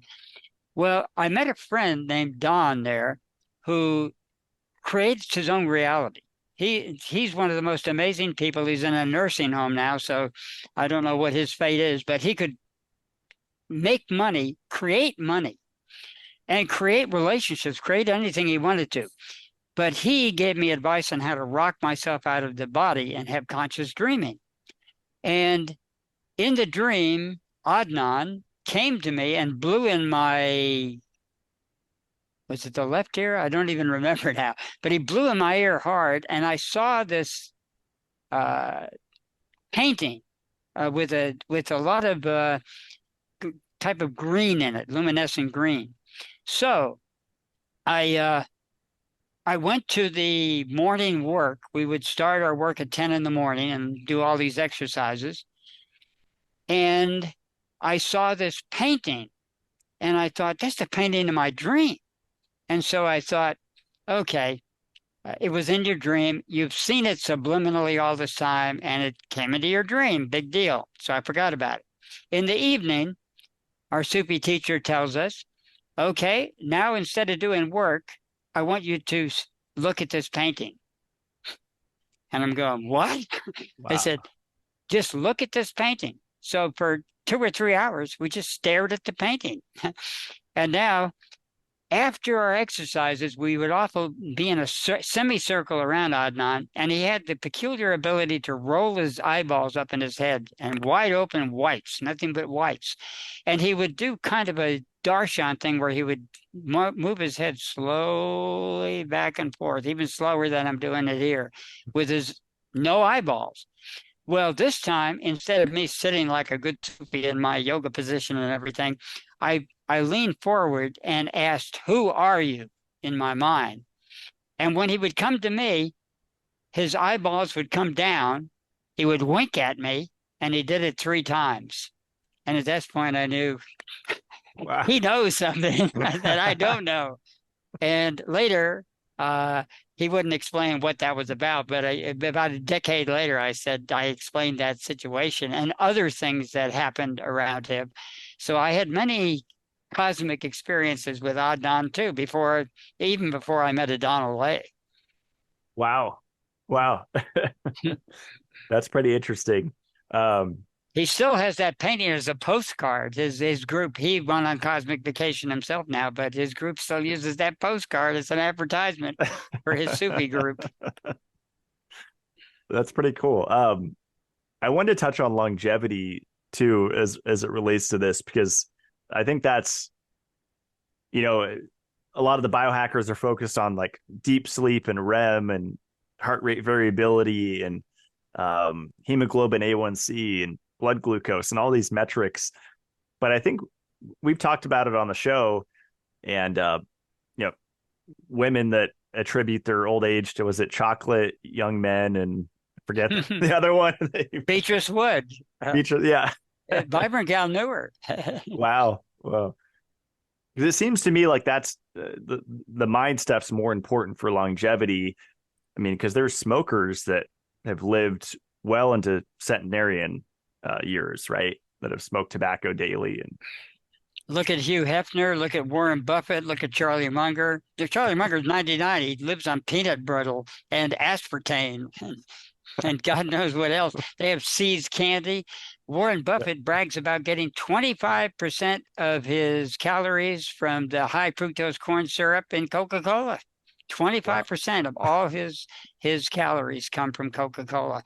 And he explained that, why shouldn't I live long? People do what I say. I don't have any deadlines, anything like that. I just do what I want. People smile at me. I don't have any problems. Why should I die? And that really is a factor. Here in Montecito, where people have a lot of money, not us at this point, but they live to 102, and they live certainly into their 90s.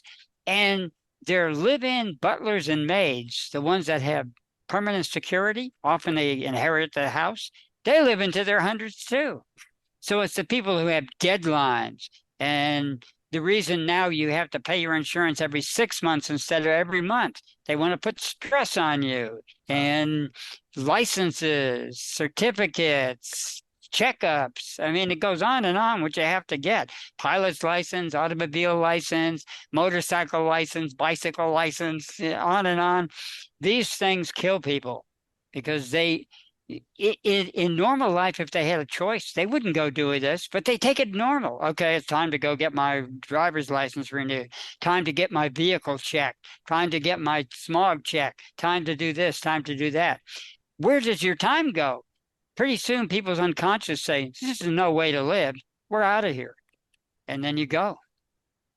Yeah, I prefer more unstructured. I think that's why I live up here in a rural area, because I don't like the kind of the extreme, rigid, militaristic kind of structured life, which is kind of why I resist the morning routines of journaling and gratitude and affirmations. I do too. I do too.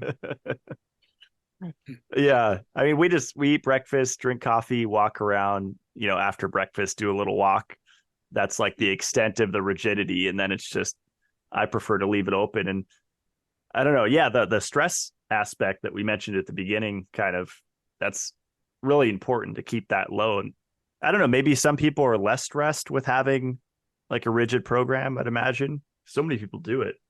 Yeah, my friend Greg Whiteley can do it. And when I've done it, it's had spectacular results. Let me give you another example.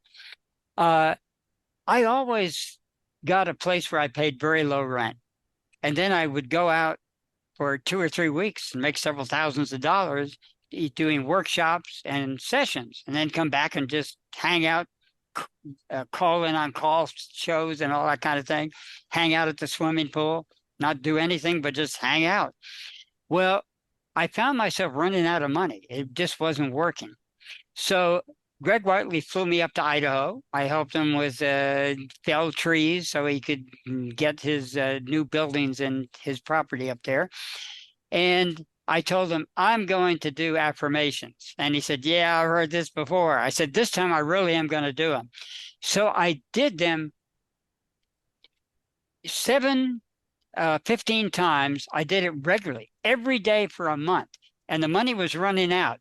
Okay, my rent is due the next day, and I would have gone into the bank and taken everything out where I would have zero in the bank, and of course then have to pay the fee and all that for whatnot.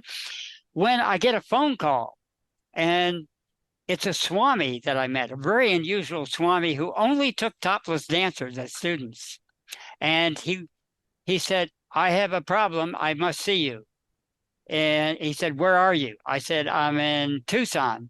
He said, I'm in Hollywood. Where is Tucson? And I gave him directions. He said, I will call you back. And he hung up. He called me back 10 minutes later. I'll be on the so-and-so flight and land at Tucson at 9:15. How do I get to your place?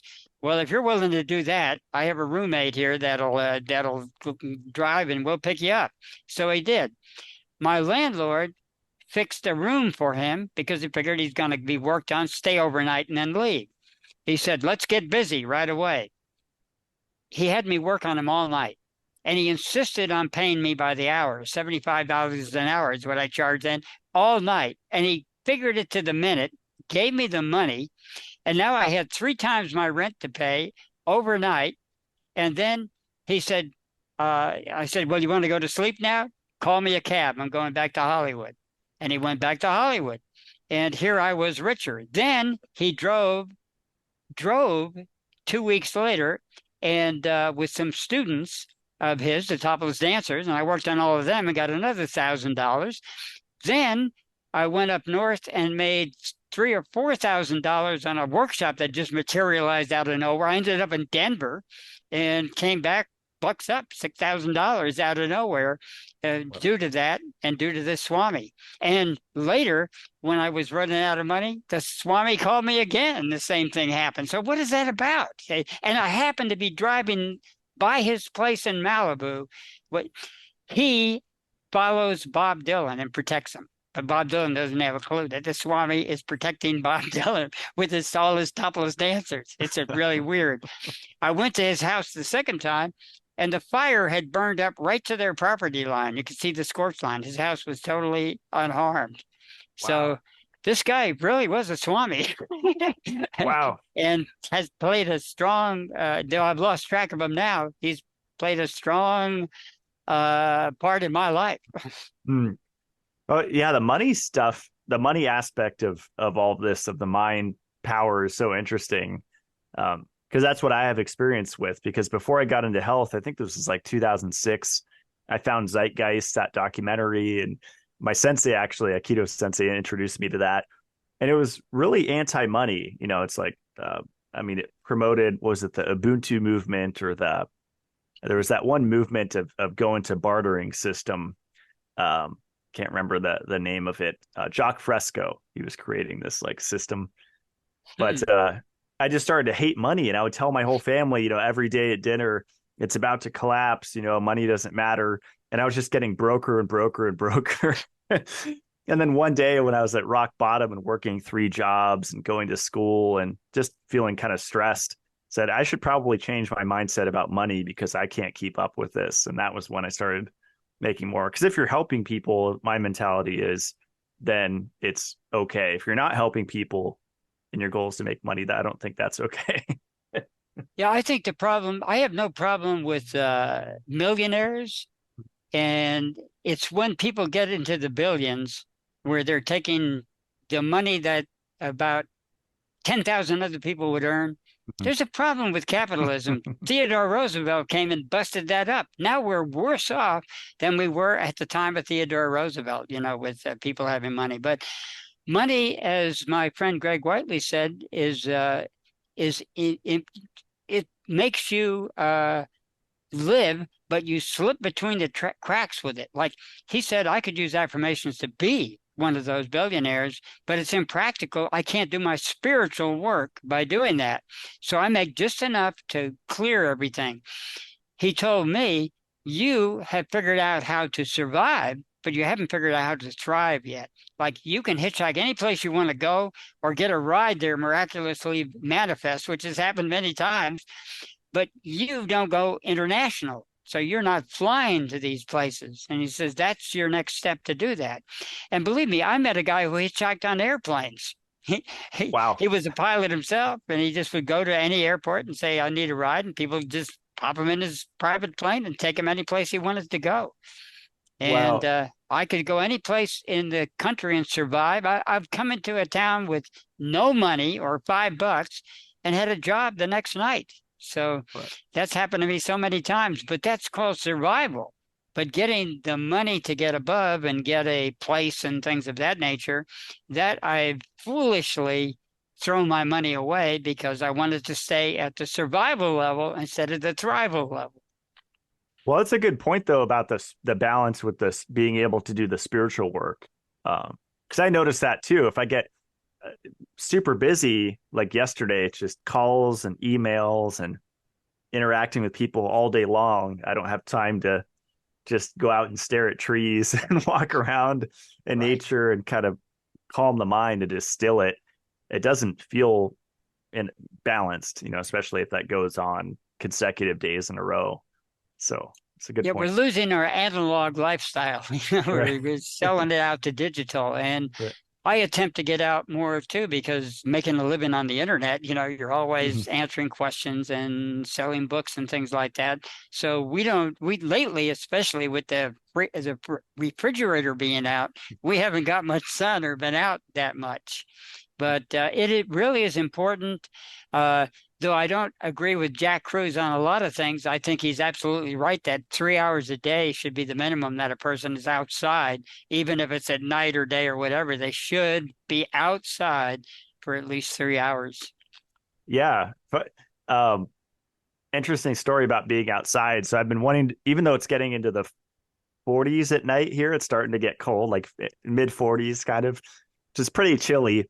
I just got some night vision goggles, which has been on my list for a long time, Oh, and I wow. actually use it to find the cats because I don't want them to get eaten at night. So like, because we bring the cats in at night and shut the cat door, and because there's all sorts of wild animals. I mean, they could all climb trees, but I can find them in a fraction of the time. But what's cool is when you look up to the sky with the night vision goggles, even when you can't see any stars, um, there have been some nights where I can't see any stars, and I look through those, and it's just hundreds. Um, Wow. and I even see the Starlink satellites that you can't see with the naked eye. And my friend, Amazing. my friend David, actually, he said in Sedona there's this UFO sky tours where she uses night vision goggles, and she's a Christian lady that's telling people that uh, we're already being invaded by these alien demons, and you can see them in the sky because they'll do erratic movements. And he said he saw hundreds that night that were doing 90-degree turns up there and all sorts of stuff. Wow. In Sedona, that kind of stuff happens regularly, believe me. One of the first workshops I ever did up there at this yoga studio, I was invited to go to another lecture. And it was a crowded room, and they said, everybody sees the blue mothership that hovers over Sedona at 8 o'clock every night, right? And everybody raises their hand. And I thought, oh my God, all these people are seeing that. Then I made a fatal mistake because the big fat mouth can get us in trouble. I said, I would rather be in a small Texas town full of churches than go through this BS.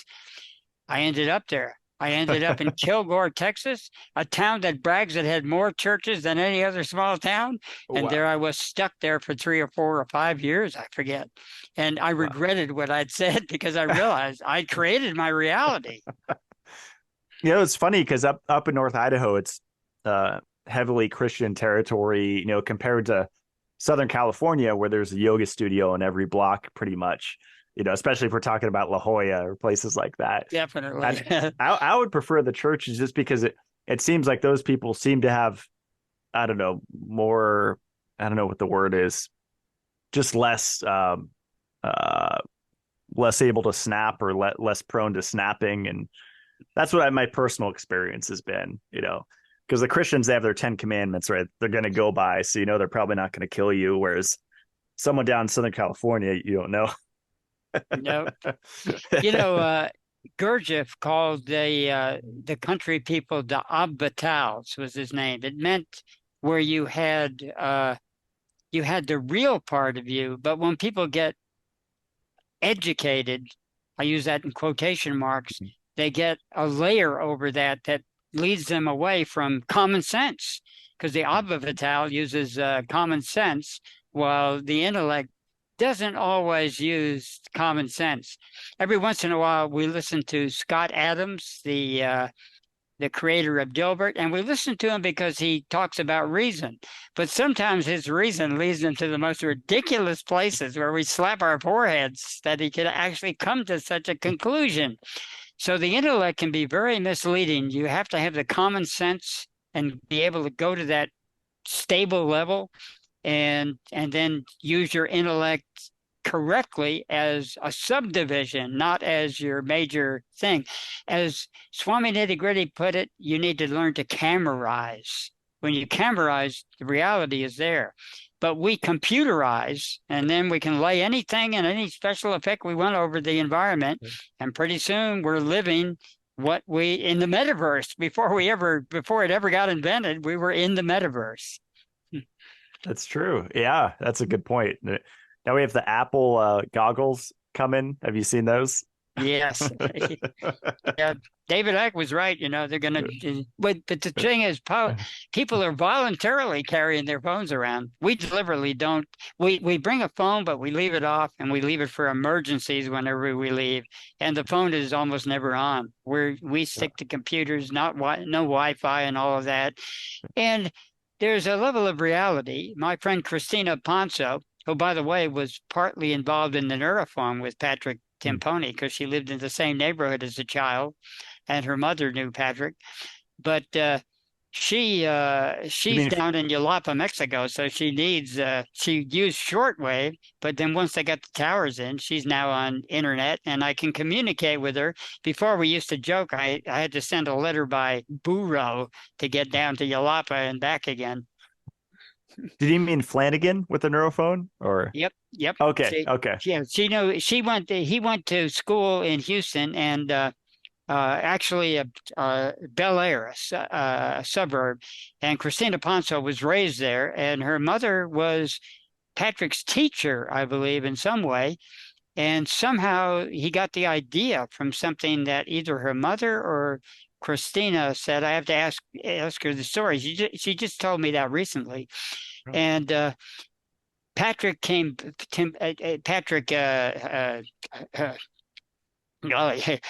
Yeah. I'm getting Timpone mixed up here.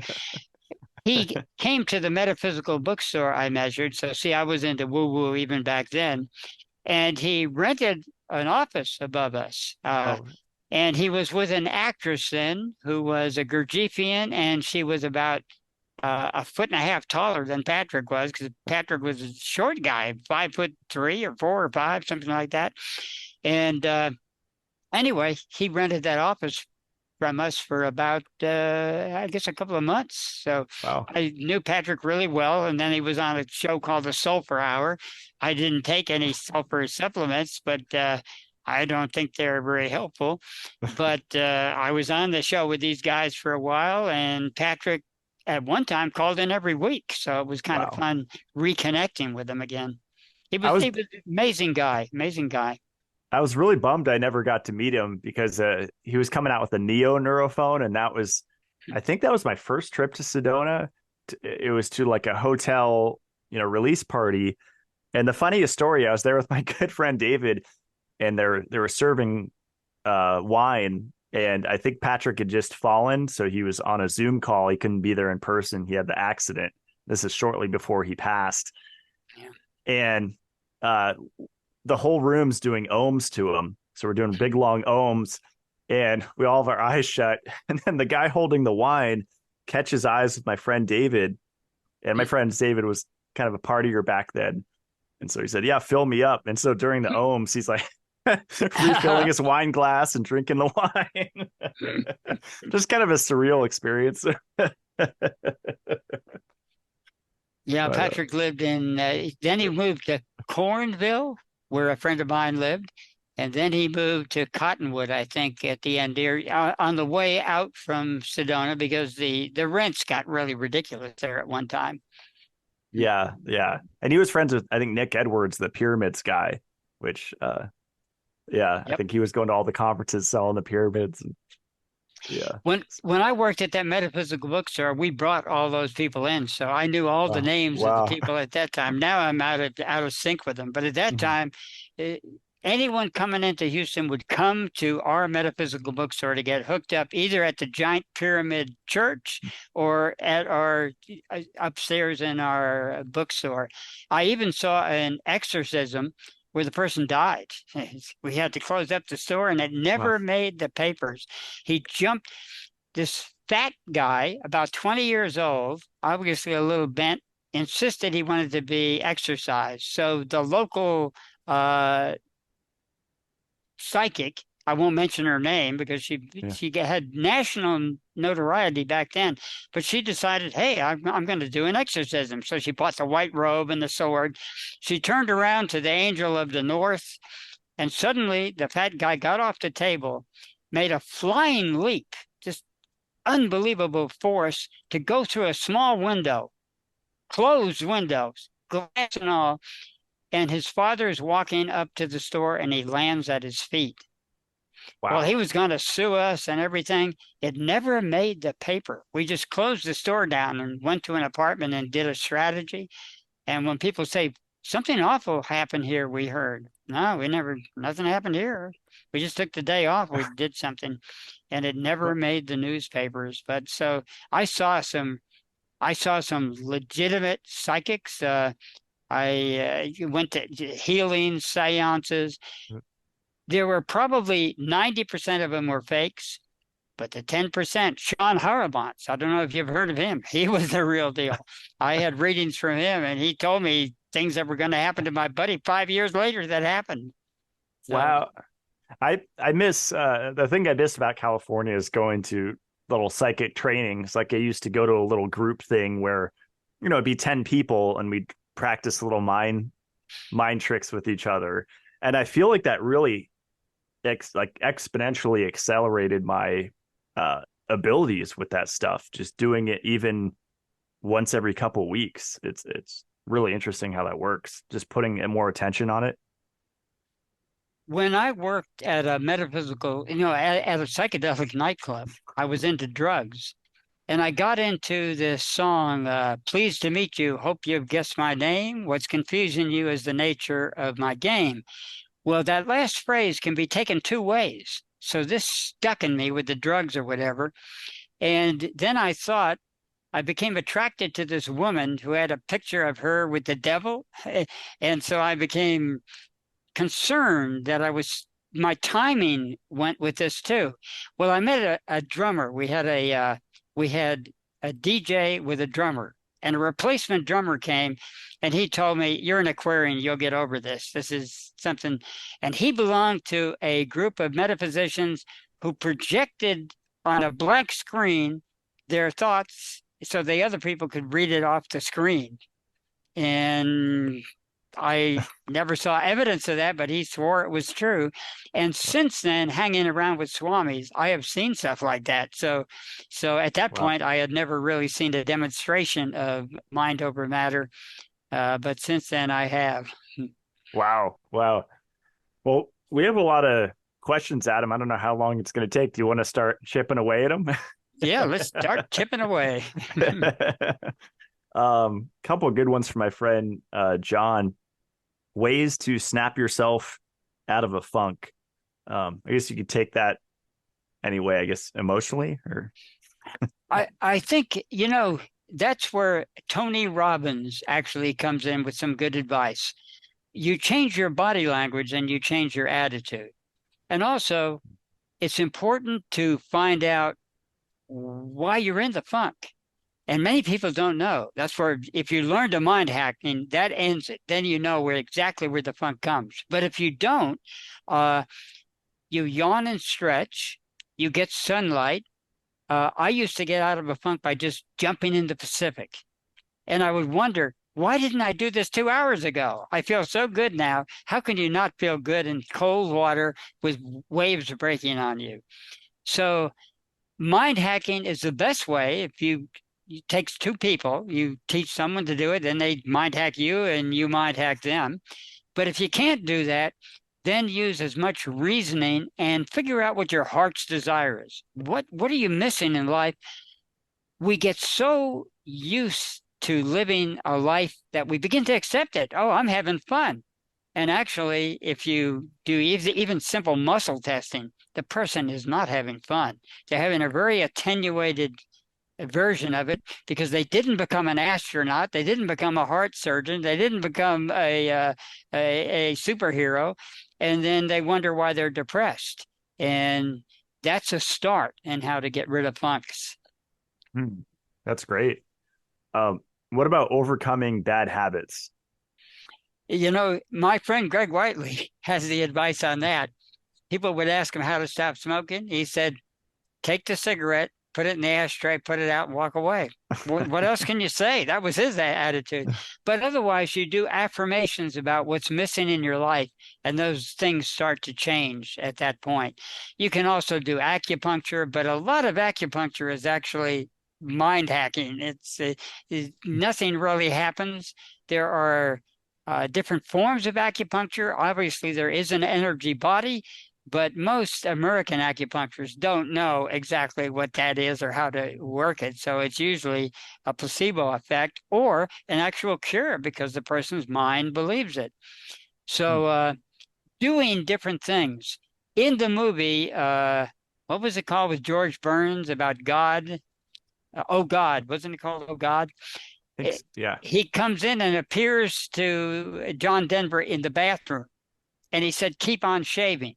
So you do things that you normally would do, and even go out of the box and do things you wouldn't. Go outside in the sun, do something different, eat your favorite pudding, do something that makes you happy. And pretty soon, our attention span is a lot less than we think it is. We are depressed less than we think we are. But if you get out of it, we can break connection. You ever, in a conversation, someone interrupts you and you say, where was I? I do it all the time. That's how easy it is to get out of those funks. I learned a technique. Uh, Someone would say, you're a butthole. And I would say, I would pretend I didn't hear and say, could you repeat that? And they'd say something completely different. So there are little tricks like that you can learn. Self-help books have them, and some of it's common sense to kind of play with it. And once you get playful with it, you realize that it could always be worse, as Swami Nitty-Gritty put it. I mean, look, we could be in Ukraine, we could be uh, in some of those battles in Africa going on now, or in Yemen or whatever.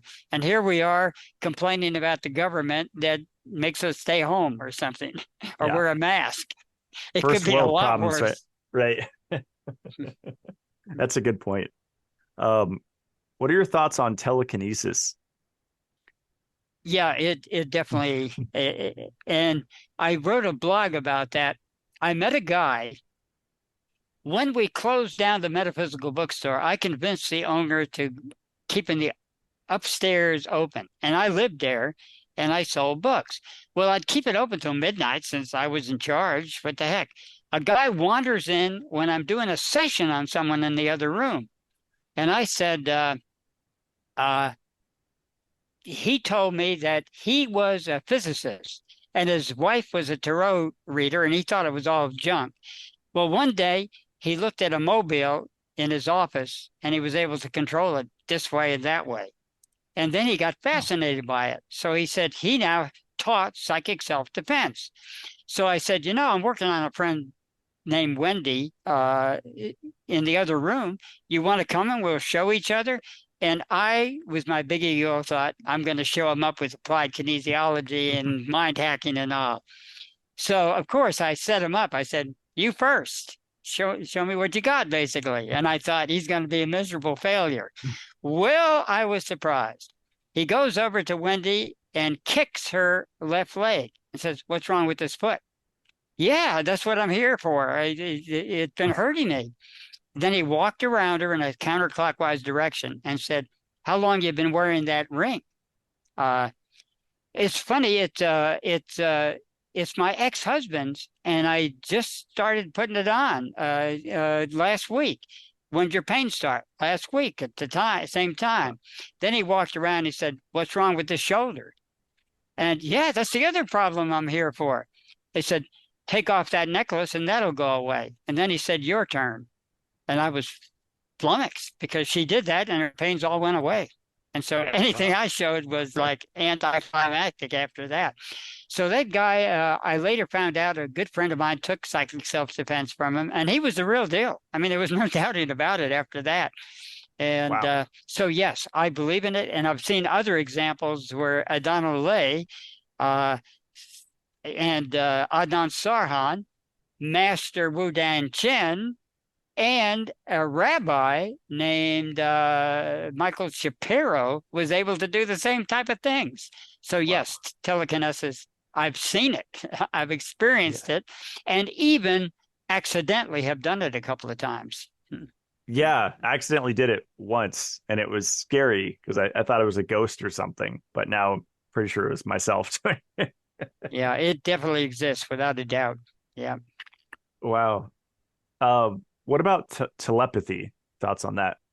definitely. I've had Mm, Swami Nitty Gritty was especially good about that. He would send messages to me all the time, and I mm, could go into long stories about that. But yes, I thoroughly believe in telepathy, and I had that connection with several friends in my life who could even.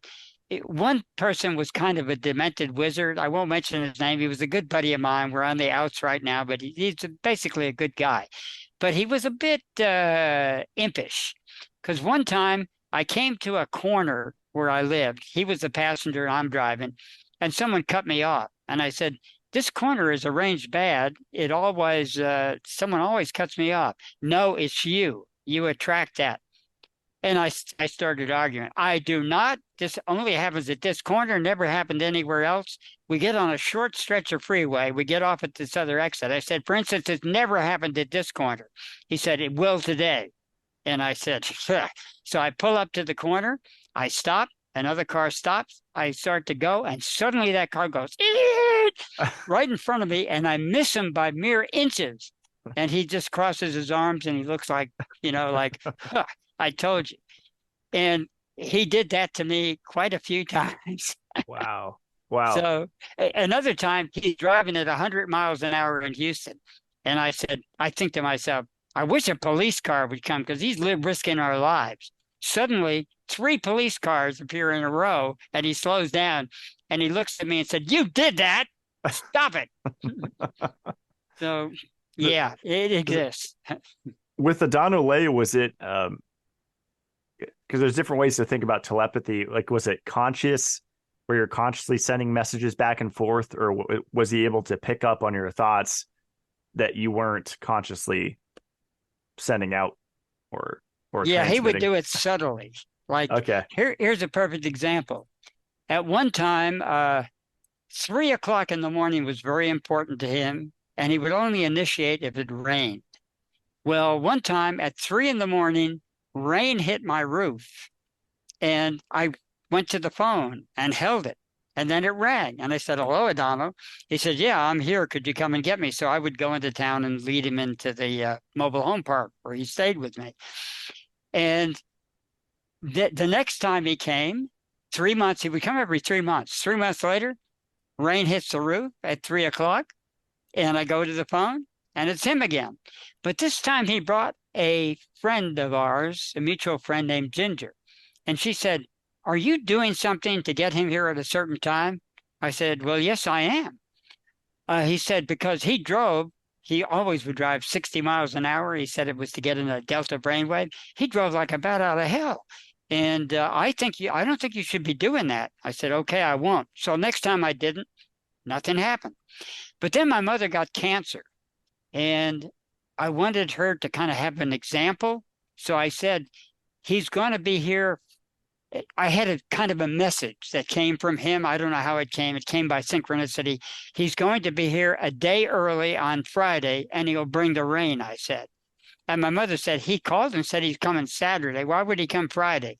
So anyway, I left the mobile home. My mother's at home. It starts pouring, and there's a knock at the door, and it's Donald Lay. And so he was there for my mother. And when I realized my mother was really gone with cancer, I got so depressed that we had a statue of St. Jude, the saint of lost causes. So I threw it out into the driveway and smashed it to pieces. And I was depressed. And then I called Adano, and he said, "It's okay, brother. We're there for you. You know, St. Jude and me." And of course, I started crying. I'm Wow. emotional now just thinking about that Wow. time. Wow. And he even got a message from my mother after he died and said why she chose to die with me and not my brother, and etc. So you go Wow. through things like that, and you really realize that something else is going on here. Yeah.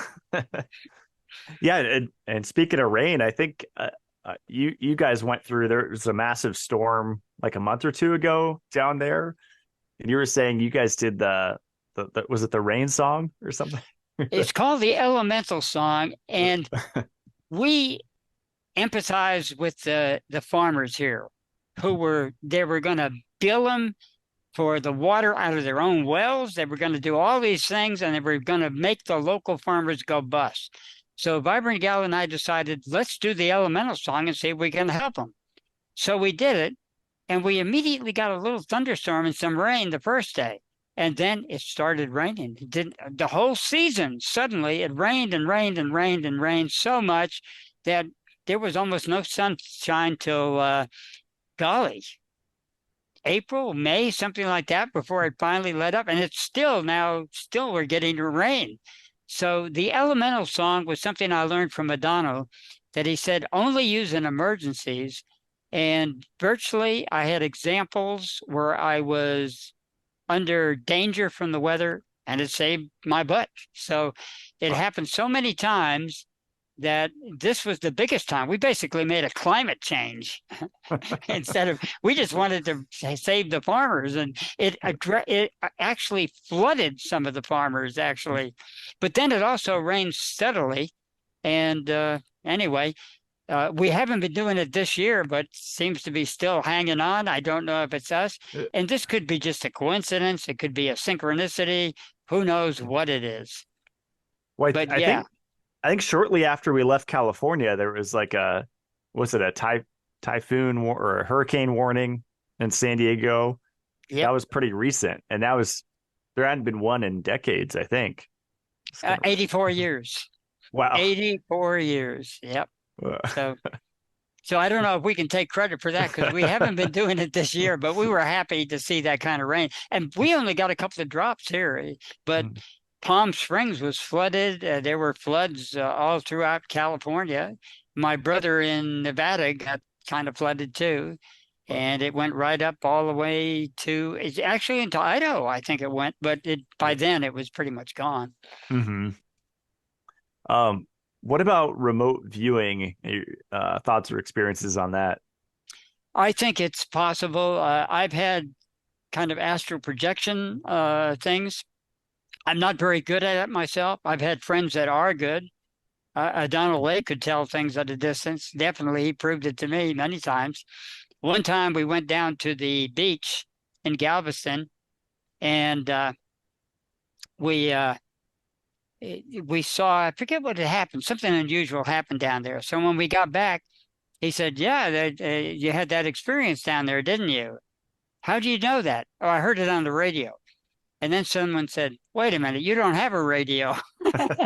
And then he did that look like busted.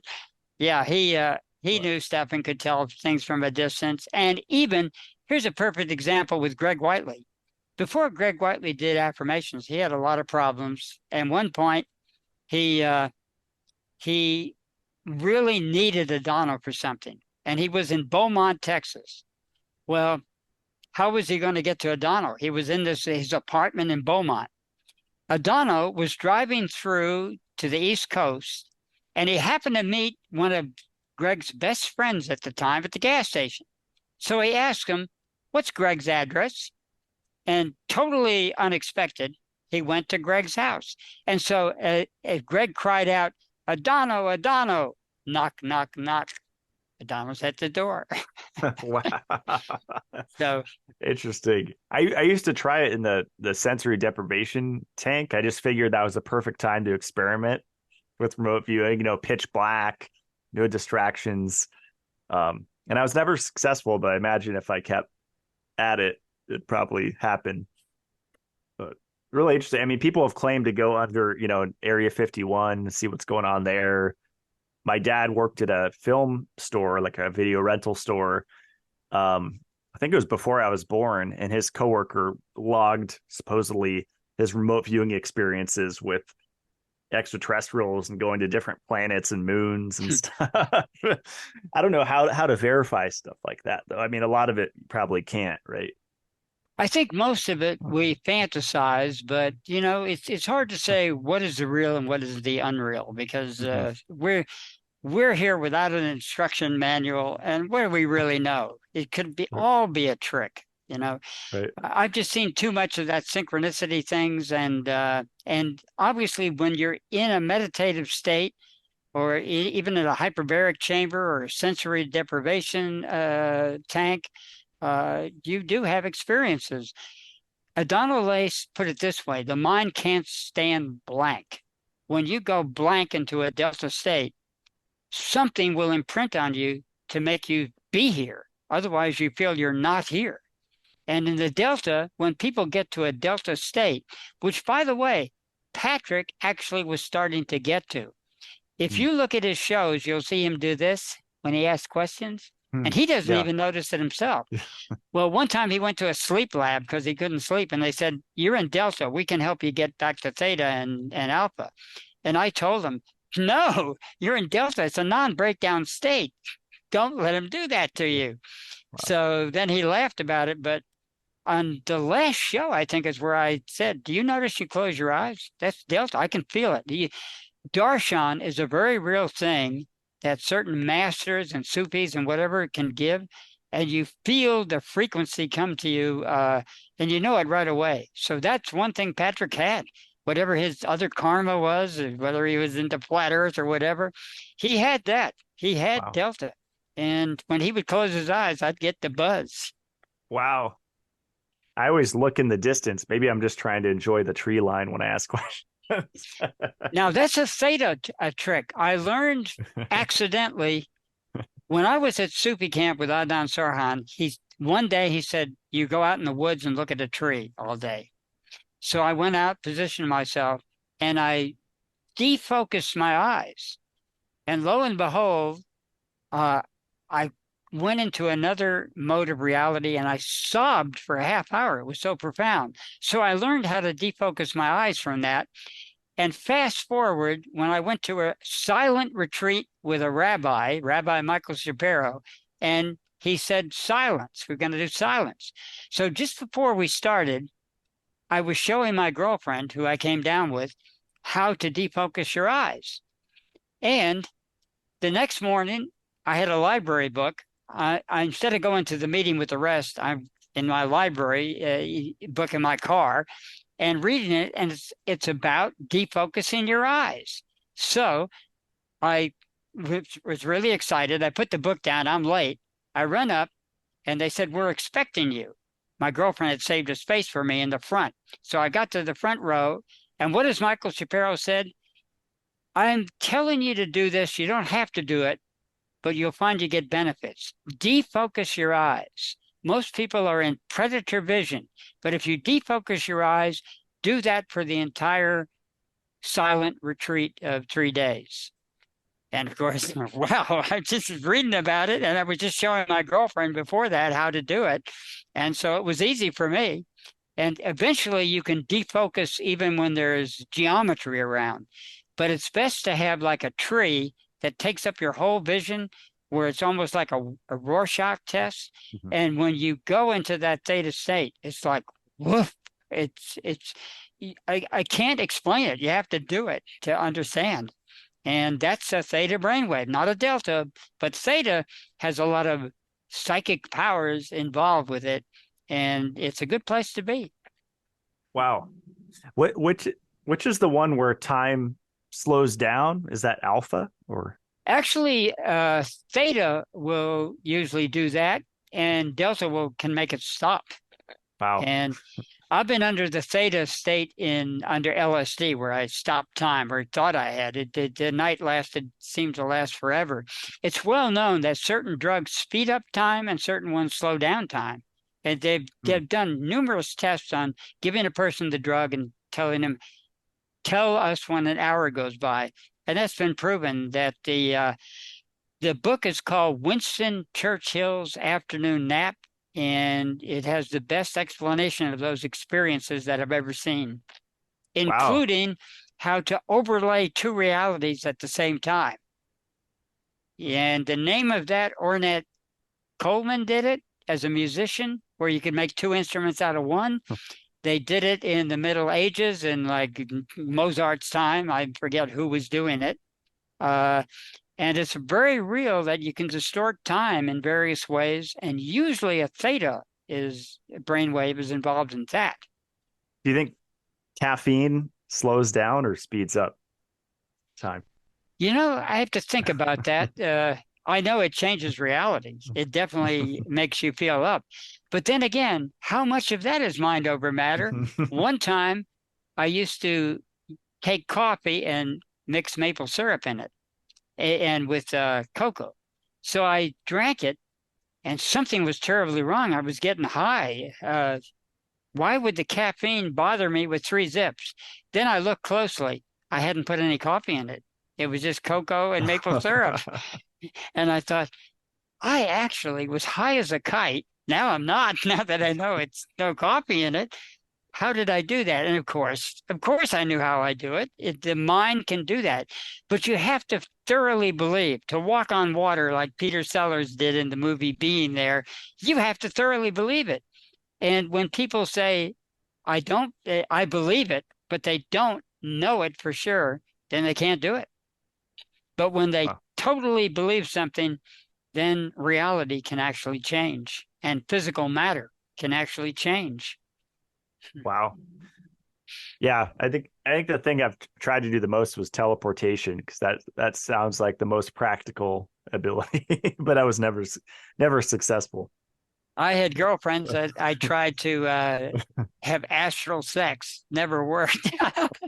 Never worked. You have to try though, right? Yep. Yeah, I tried. I tried, definitely. Someone asked, visualization, how do you do it effectively?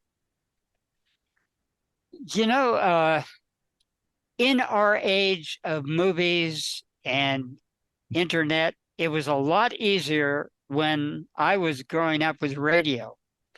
I would visualize the people and even make cartoon strips in 6 boxes because I was obsessed with comic books. The Lone Ranger, Sergeant Preston of the Yukon, the Shadow. I would make cartoons out of these. And I noticed that after radio went down and we got a TV, my visualization skills went down.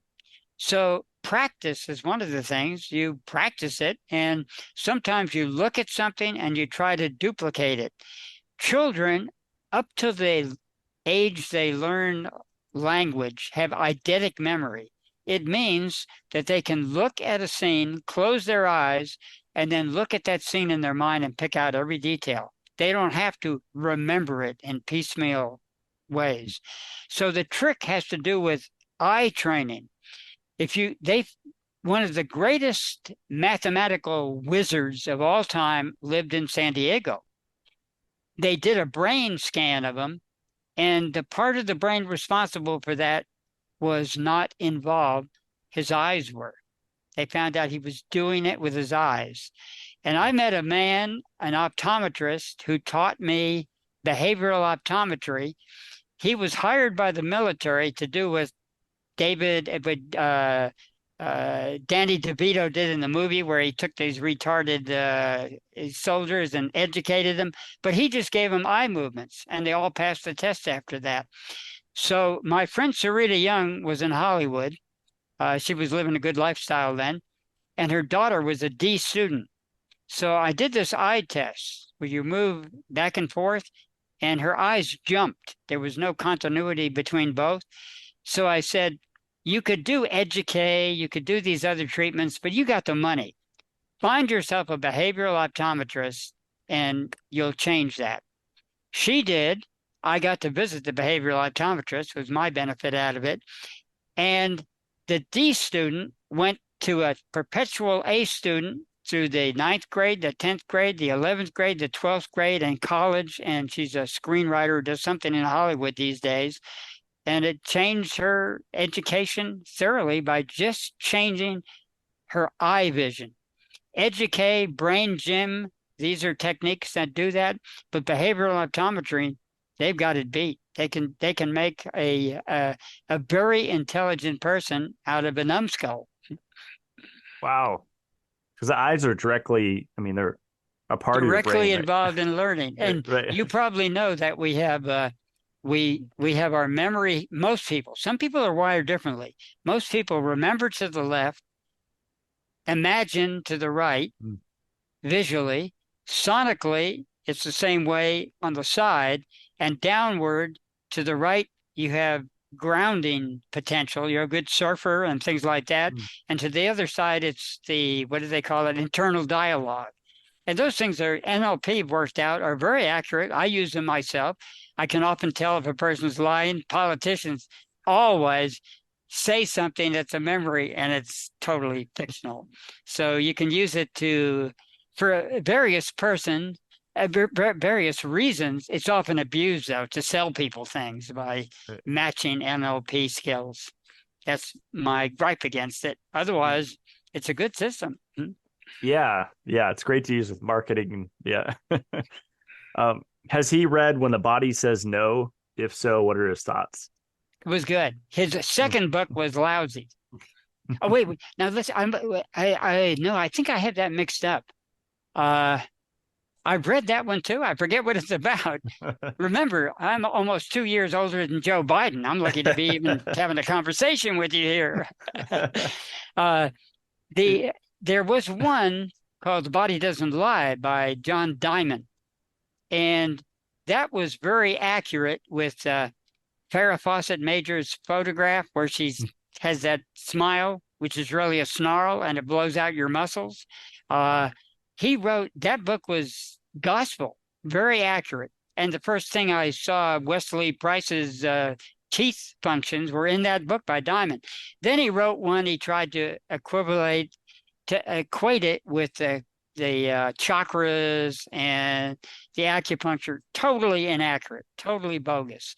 But his first book was amazing. And one time I was working with a person with mind hacking, and I told her that somehow it came up that the Farrah Fawcett Major thing. And she said, oh my God, that poster is off over my bed in my bedroom. Now that was a synchronicity, which Wow. happens to me a lot. Wow. What are some interesting ways to do affirmations? Yes.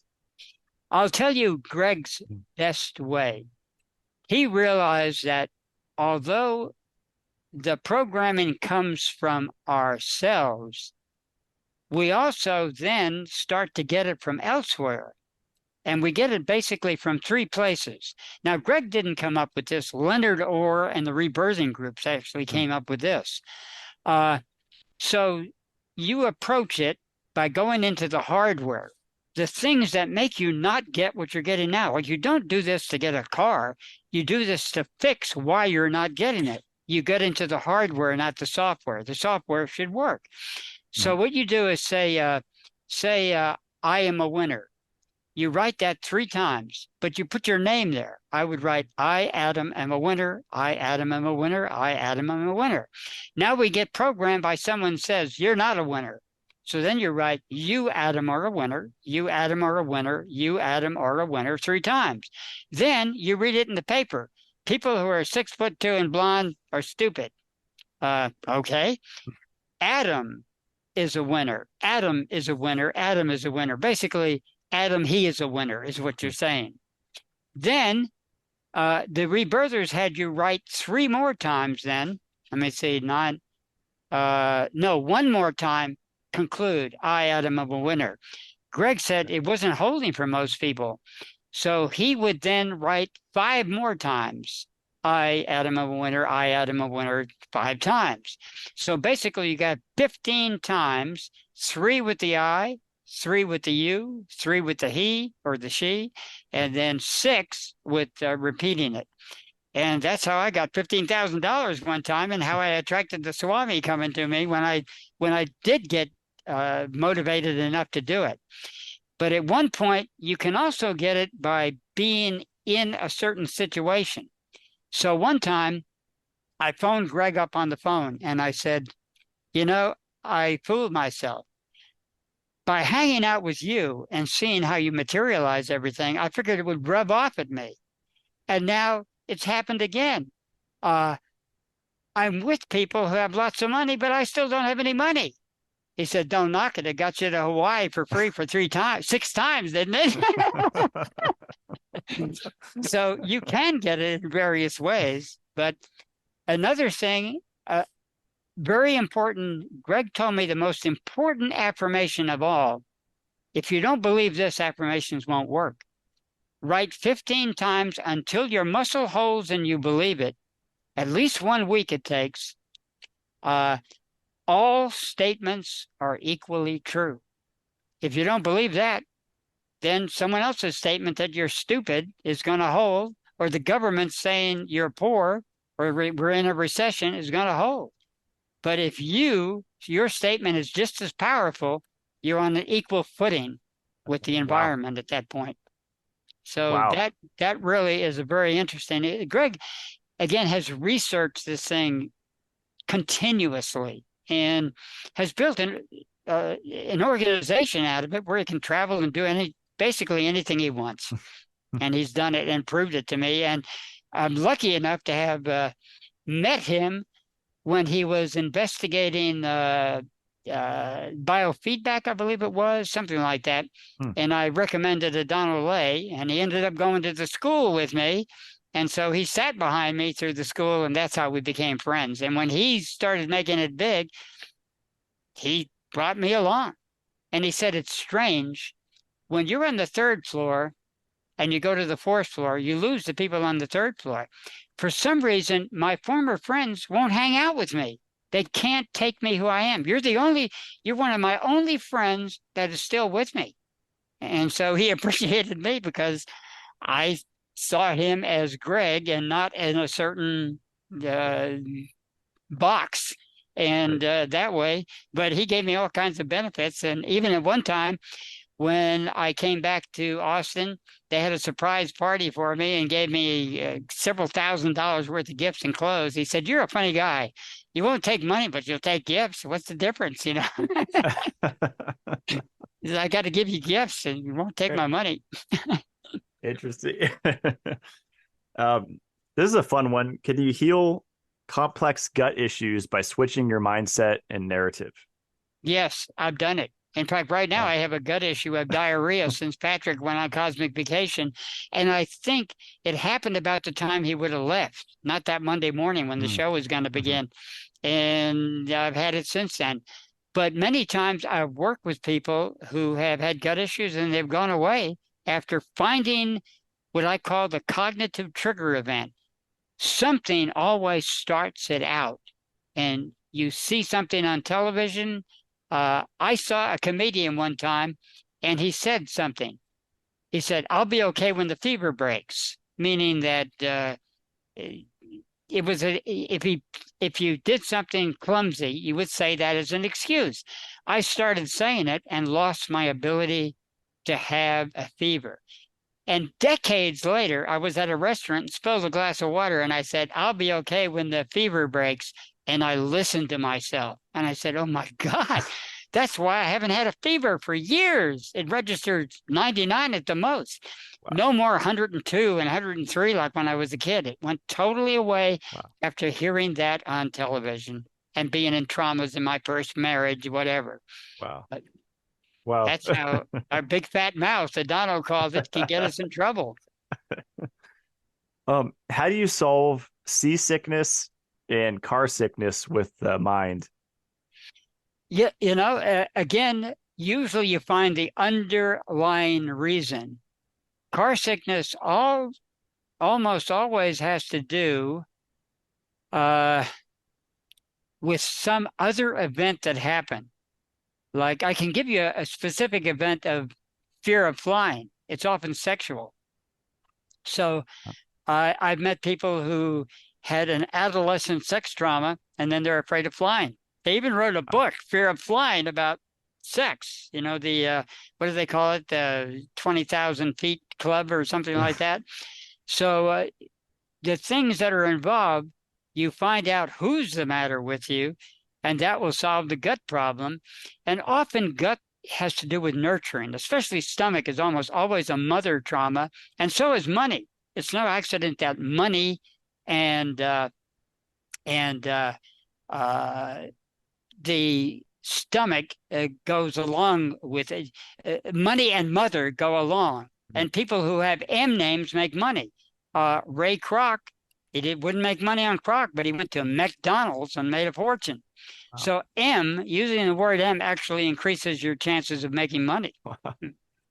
I didn't know that. Wow. And it's a mother trauma too. So call yourself something with an M. Mind hacking. I didn't pick that accidentally. It's funny because my business starts with an M, Mitolife, and my name starts with an M. There you go. You're set up. Didn't plan that out. That's interesting. But some people come in and they've got it worked out. We don't know if there have been past lives, what the heck happens. Adano claimed there were spermal existences where we live lives with all our sperm, and then all that's broken up, and we have spermal traumas as well as karma, regular karma traumas. I have no way of validating that, but I've had interesting experiences involving it. So I'll say that. Yeah. But it gets a little too woo-woo for me to go say it's a reality. How did Swami Nitty Gritty levitate other people? Someone asked. I don't know. But I know a very good friend of mine told this story. And the reason I believe her, she has tended to meet very unusual people. Anyway, I could go into the story she's had. She often falls for con people, but then because she's so open, she meets the real deal. And she has had remarkable experiences. So she said she was sitting across from Adano in a chair, and he would sit in a chair, and they were sitting there and meditating. Everybody else in the room fell asleep. And I've seen him do that time and time again, where eventually he started putting me to sleep. But at first, I was the only one awake, and I wondered, how's he doing that? Well, anyway, suddenly, both of them rose off the chair. And after he did this gesture, and they floated up, and then he went to the left, and they went to the left. And then he made a gesture to the right, and they went to the right. And then he went down, and they went down, and they sat in the chair for another 20 minutes meditating, and everybody started waking up. And of course, she went over to him and said, Adano, how did we do that? Easy, sister. He did that gesture. Now, that gesture made me realize that that story was real. And my friend, she has shown me that they have psychic powers. She had a guru that showed her how to be a pilot, a bricklayer, a stockbroker, and all of these things before she ever met Adano. And anyway, she has powers herself, and so does her husband. They're very successful financially wise, have multiple homes, and they're followers of Adano and have a website up about him. And I guess I can give her name, Shyla Stillwater. Very unusual person. And I hope she doesn't mind giving her name, but she's a phenomenal person. I've known her for decades and decades. The couple has helped me a lot, and they have I have to tell this story. Did I ever tell you about a guy named Starr who was a watcher? I don't think so. Okay. I'm up in Sedona as usual. And Shyla told me this story. They went up to take a seminar from their guru at Mount Shasta. And their guru told them, go up to the parking lot at the end of the road. You're supposed to meet somebody there. So they went up there and, okay, let's see what happens. And they saw a guy selling jewelry. So they walked up to this guy and they introduced themselves. And he said, my name is so-and-so. Where were you born? I was born in New England 300 years ago. And my friend Shyla's husband is a lawyer. So he said, you mean in a past life? No, I'm 300 years old. So, of course, that got their attention. Then a man wandered up to the stand on crutches and he said, "Can you heal me?" And Star, it turned out was his name, said, yes. He said, "Do this." And he did a position standing on one foot that most people can't do. So the man says, "I can't do that." And Star just kept holding it and holding it. So finally the man put the crutches away and made an attempt. And then he kind of walked away without his crutches. And so Shyla said, "Is he healed?" "No, but he shows the possibilities now." Then another man comes walking up to the table, and Star says, "Some people, no matter how hard they try to reach me, they can't do it." And just before he gets to the table, he turns to the side and walks away. Then a little girl comes up and says, "For helping my mother wants to give you these binoculars." He said, "Thank you." And so he put the binoculars up to his eyes, and Star's eyes were uneven where they fit the binoculars. He said, "Try them." They didn't fit Shyla or William. So I said, "Interesting." Then a ranger comes up to him and says, "We have a missing girl. Can you find him?" And Star says, "Certainly. She's right up there." And there she was on the hillside when he looked through the binoculars. And of course, Shyla and William were blown away by it.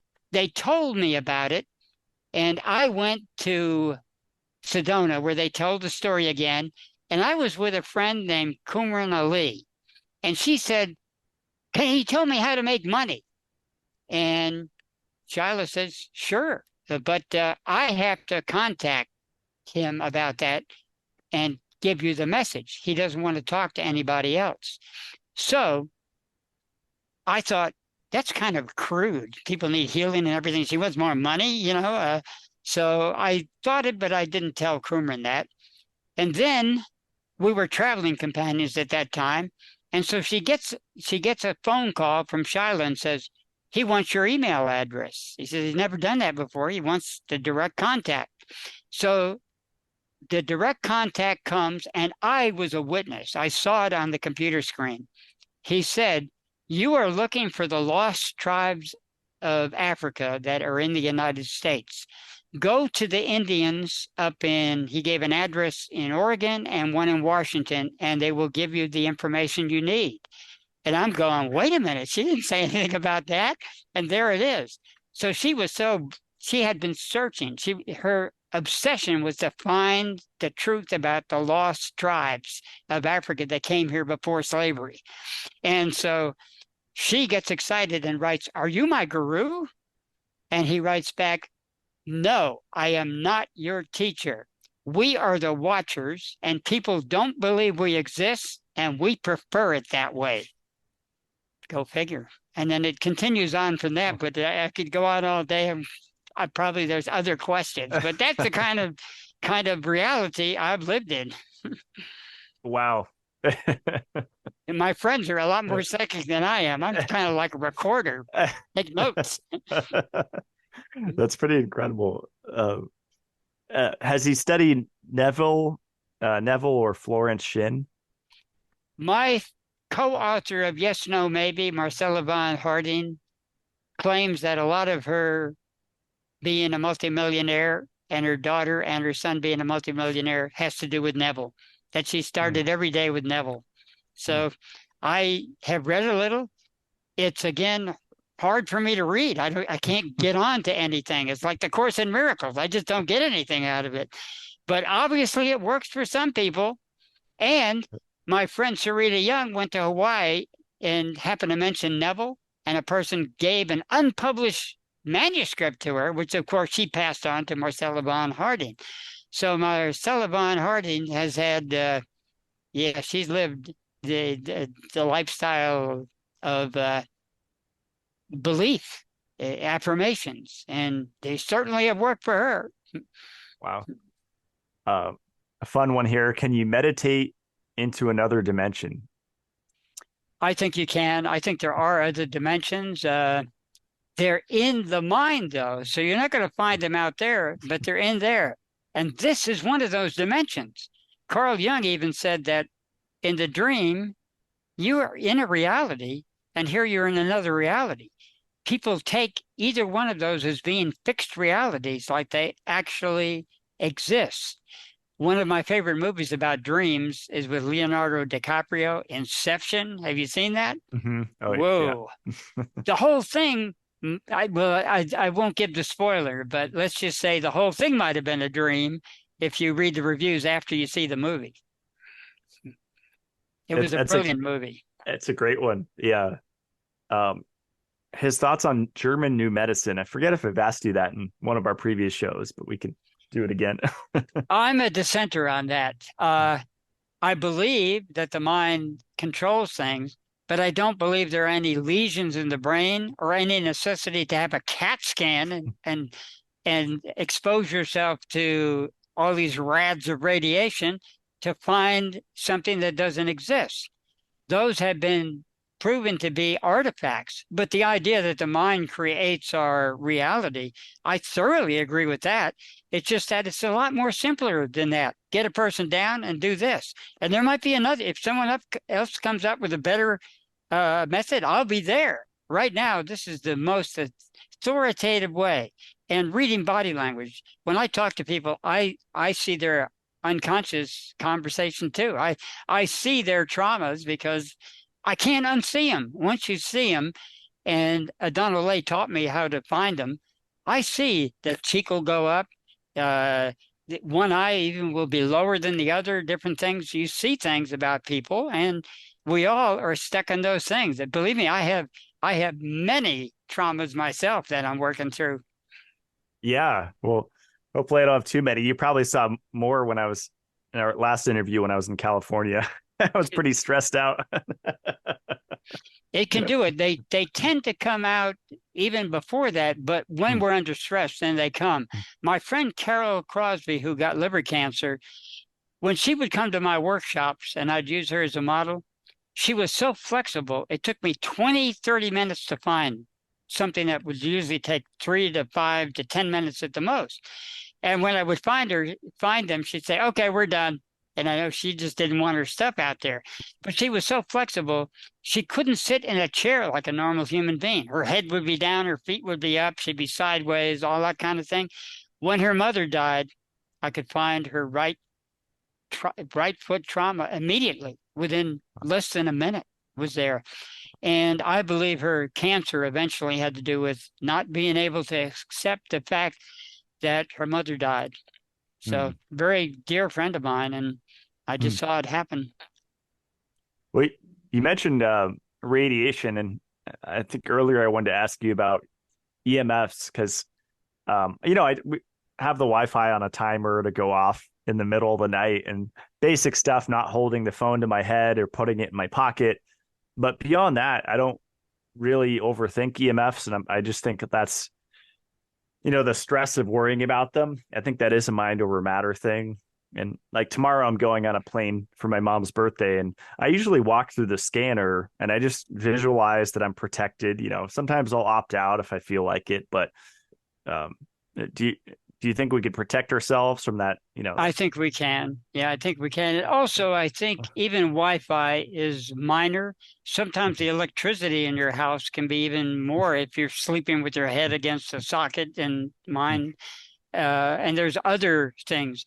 Wolfman Jack worked out of a radio station that had, I forget how much power it had. Birds would fly by the tower and be fried and fall to the ground. That's how much. And you took a camera and you couldn't get a picture on a video cam because it would be all distorted with waves. Wow. So we can overdo this. We don't go through those airport things, but the stress of what you have to go through for those guys sometimes is even worse, because when we went to New Zealand, the one guy was determined. He said, do you have a pacemaker? He said, it's been proven harmless. I said, no, it hasn't. And I thought he was going to force me to go through. And finally, he gave up after 5 minutes of arguing. He let me through. Wow. Wow. Yeah, I've heard the radiation you get exposed to in the metal tube on the plane is a lot more, it's prolonged versus that short little burst. But You get more, yes. and you also get the air circulation Hmm. is even more dangerous. But our mind over matter, why do some people get exposed to something and they don't get cancer and other people don't? Look at that guy. He was at Hiroshima and he was exposed to burning radiation. And so he escaped and he went to Nagasaki. He went to Nagasaki. Thank you, Byron Gale. She's my extra brain cells. Went to Nagasaki and got hit again. And he lived to 102. So Wow. how does this happen? Survival mechanism. Look at that guy in the Revolutionary War. He became a soldier when he was older, like 40 or something. And he was shot repetitively. He was bayoneted through and through and left for dead on the battlefield. After the battle, hours later, someone saw he was still breathing. So they took the body and said, see if you can do something with him. And he survived all of those bayonettings and shootings and lived to 102. So how do It, you explain that people can do that and other people get they trip on a banana peel and die in New York. Atkins, I think he tripped on a slippery sidewalk and died. yeah. Well, you were talking about the pilot, I think earlier, and I recently learned there was like a German pilot in World War II, Hans Ulrich Rudel, that he like destroyed over 500 tanks, a battleship, two cruisers, a destroyer, but he was shot down 24 times. Yeah. Jimmy Stewart was a pilot like that where you had to do 25 flights. So there's a guy named Kim Fahey who built Stonehenge. It's a house built like the government took it down and put him in jail for 2 years for illegal building. Can you imagine? But anyway, he was a phone man among all these celebrities and wrote exposés. Well, he went to Jimmy Stewart's and the maid said, don't mention anything about war or anything in the conversation because he'll go ballistic. He was in shock over that because he was in shock for surviving every time. Am I going to die and making it through 25 times? So after the phone was installed, Stewart said, have you got everything installed? The whole 9 yards, he said. And the whole 9 yards was a phrase for the bomb that before they took off with the bombing. And Stewart went ballistic. He went crazy. But finally, Kim Fahey said, it's an expression. I didn't know anything about that. And so they became friends after that because Wow. Stewart realized that he could explain why that phrase set him up. Now, synchronistically, because he had synchronicity too, when the government was going to put him in jail and plow down his Stonehenge, which is a beautiful masterpiece of construction, he said, so you're going to take down my place? The whole 9 yards. And so he remembered what Stewart had said, and he said, sometimes you got to go through the whole 9 yards. And he was supposed to be in jail 7 years for construction violations in LA, and they let him out on parole after 2 years. And now I think he's gone on cosmic vacation, but he had many synchronicities and paranormal experiences too. So I was a big fan of him on Facebook, following his Stonehenge page. Last question, and I don't know if this is related to affirmations, mantras. Some asked, are mantras good, bad, or worth the time? Worth the time. Yeah. When I got into transcendental meditation and did simple mantras, my life changed. At first, I thought, this is kind of nutty, just repeating a word over and over. And I started with 10 minutes in the AM, 10 minutes in the PM. My girlfriend was jacked up to 20 minutes. So I asked, can I have permission to do 20 minutes? So I did. So I lived in the TM center and I visited many TM centers all over the country. And I had psychic phenomena just increased dramatically. Now, the person who got me into TM was the light bulb crusher. So she helped a lot because she would make things happen that I could go into an entire show on what happened around her. But I found that I learned one thing. When you start a meditation and you stop, you're going to get synchronicity because you built up like a bank account. And then when you start again, you can start the synchronicity again. That's why sunrise and sunset are so important. We remember those, but we rarely remember what happened at 11 o'clock or 12 o'clock, unless someone hits us on the head and we were asked the time by the policeman. But when I would stop meditating, that's when I would have the synchronicities. I was a cab driver in LA, and I decided, I don't care. My girlfriend does it. I'm not meditating anymore. So I stopped. A day later, I thought, I really need to meditate. So I had a ride from Hollywood out to Santa Monica. And I said, I'm going to meditate at the beach. And suddenly, car 58, are you there? Where are you? I said, yeah, we have a ride immediately. You've got to come back and get that ride. And so I thought, I don't get to meditate. Doggone it. So I went and picked up the people, and I said, where are you going? They said, so-and-so Gailey Street, the TM headquarters. So I went and meditated at the TM headquarters. And the other time I did the same thing in Santa Barbara when I was a cab driver. And I decided I'm going to meditate again. And they gave me a shopping cart ride. And I thought, well, that's kind of a bad ride. So I picked up this attractive woman. She had me carry the groceries up to her apartment. And there's a giant picture about 8 feet by 8 feet of the Maharishi Mahesh Yogi. And I just shook my head, and I could go into a lot of my TM stories. But anyway, yes, mantra will focus your mind in such a way that you tune down the computerizing and camerize more. So it changed my life. TM did. Huh. Then I went on to other meditation techniques, but the mantra is a very important way. And even Swami Nitty-Gritty said it could be Coca-Cola, whatever you want. But usually a nonsense word is better because you don't want to make tie-ins with it. You just, not like an affirmation, you just want, a nonsense word. Lawrence LaShawn, who I met back in the day, wrote a book on meditation. And his method of meditating was open the phone book, point at a name, open it again, point at a name, take the first syllable of the first name and the last syllable of the next name, and that's your mantra. Wow.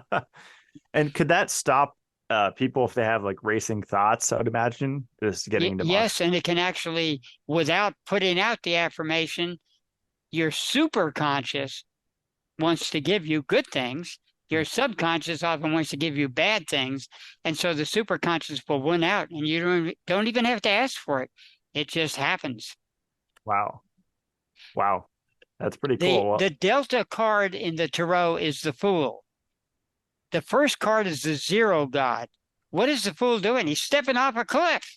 He's about to die. But it's the first card of the Tarot. Next, he gets to be the Magician. Next, he gets to be whatever, on and on through the entire deck, and until it comes back as the Zero God again.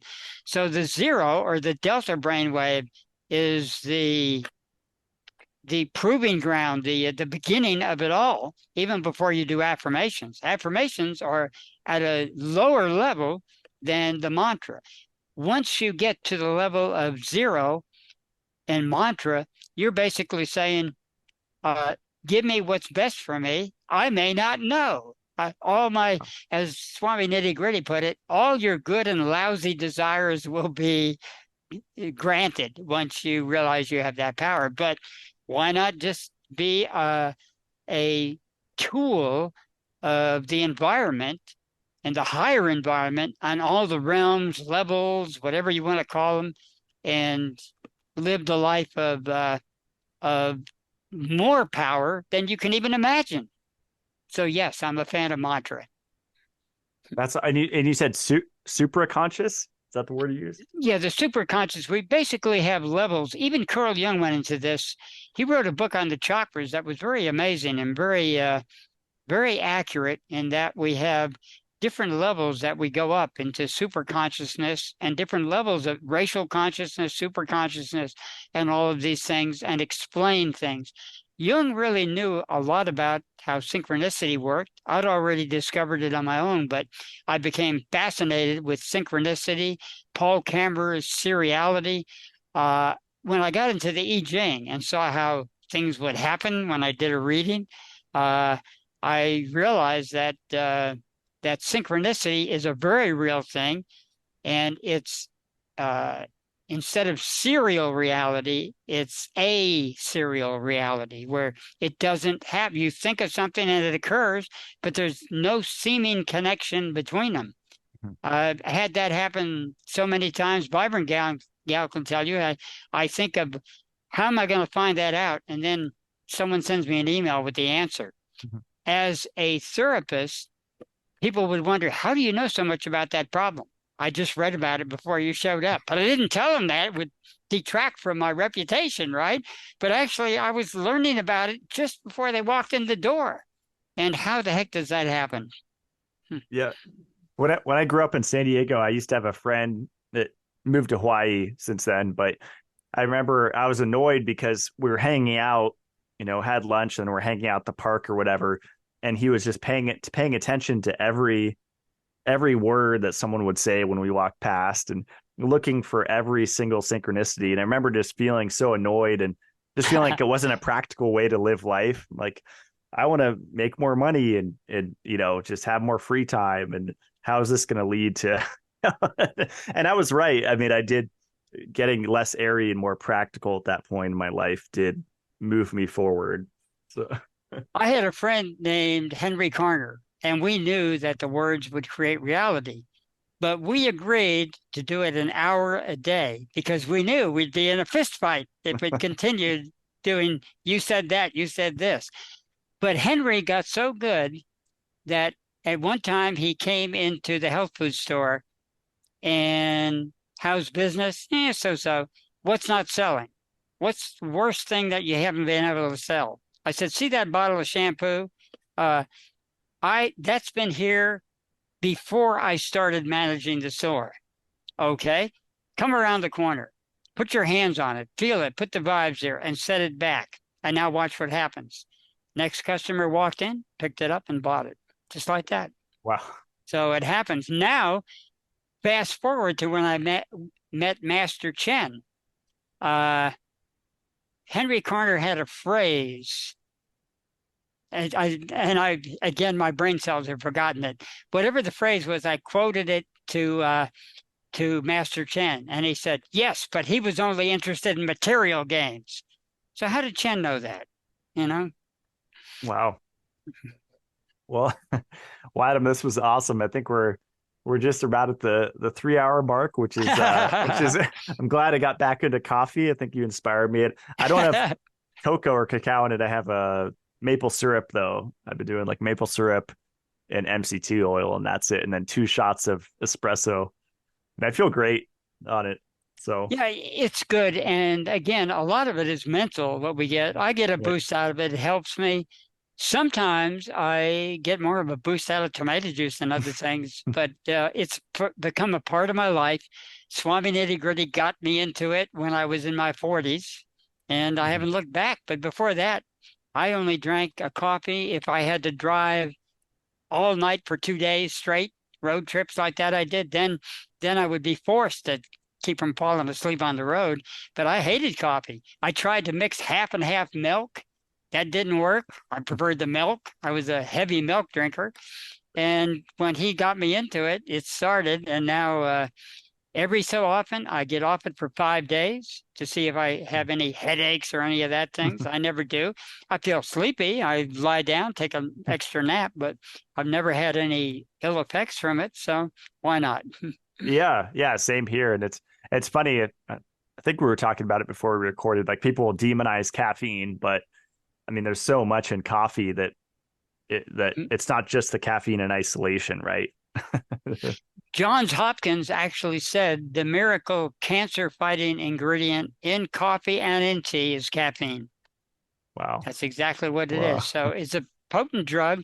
It works on gallbladder disease, 40% less, Alzheimer's, a whole bunch of other conditions. So I went to a friend of mine wanted me to find the goods on coffee, and I went into a medical library. And when I read through a shelf of books, everything was positive. The only thing they had at that time was a 1% chance of bladder cancer, and it turned out to be the water, not the coffee, the fluorine and other chemicals in the tap water. So, Wow. Yeah, I don't want to get this show censored, but my PhD friend Pedro, he enjoys coffee and cigars like myself. A lot of my friends do, and he found a study on the C thing and the spike thing and nicotine caffeine combo helping. And I think there's been a few studies on that now, and that triggers people because they're like, "What do you mean smoking's bad for you? Caffeine's bad for you?" Obviously, they help with this condition and probably lots of others in combination, right? Now, occasional smoking is okay. Long-term smoking definitely has a connection with lung cancer. But then you have to ask, what about the mind? Why does one person smoke 5 packs a day and he never gets cancer, and another person smokes 1 pack a day and gets cancer? So the mind is a major factor. And again, we're back to the question, and maybe the listeners can experiment on themselves. Where does physical reality and mental reality meet? Is there a meeting point? Obviously, we're not going to be jumping off a building. I've never seen an example of someone growing a limb back that was cut off. And yet, what about that guy who told me that his guru could take his arms on or off at will? And he presented a pretty good case, this guy. And I won't go into the details, but I met him in Sedona. We're still getting through the X-Files. I mean, it's crazy how long to go through an entire show takes, like a year, especially with something as old as the X-Files. And the one show recently was like a magician that, like the intro, he like twists his head, Alt 360, and then it falls off in his car, and they think he was murdered, like it got cut off. It was a fun show. I watched it a lot. My friends really liked it, so I was often at the TV when they were watching it. Yep. Yeah, supposedly, I mean, back when I was studying the Black Project stuff, Project Camelot and the, MK Ultra and all that, they were saying the producer of the X-Files supposedly was tipped off to a lot of real stuff that was going on in these underground government projects. A lot of it was. Swami Nitty Gritty was the subject for MK Ultra. He was given LSD in the hospital in Montreal when he was there. And he knew, when I researched the doctor who taught him about colonics, he was the head of the MK Ultra for, what's that university up in Montreal? McGill University, and for the Old Vic Hospital, it was called the Victoria Hospital, where O'Donnell was for 1 year and 9 months. Wow. It's a long time. It was a long time. He called himself a hospinaut. He was in the hospital for 1 year and 9 months, and he took no pain medicine. Wow. I bet he did a lot of traveling and astral projection. He did. They said he was paralyzed for life. When I met him, he was walking fine, could run too. That's awesome. So solartiming.com, is that the best place for people to? That's the best place. We're also, we have sunsyncnutrition.com, where you can become a member for $99. But all the books, the mesmerism book, the mind hacking book, the body language compendium books, and all of those are on solartiming.com. Yeah, I think Guru Anjasenti, don't you? He's a great guy. Yeah, I think we average about one phone call a year, but every time it's as if we just spoke the day before. Like it's a great friend. Guy. And by the way, we started that site by synchronicity. I was on Patrick Timpone's show, and I said, what I need is an electronic guru.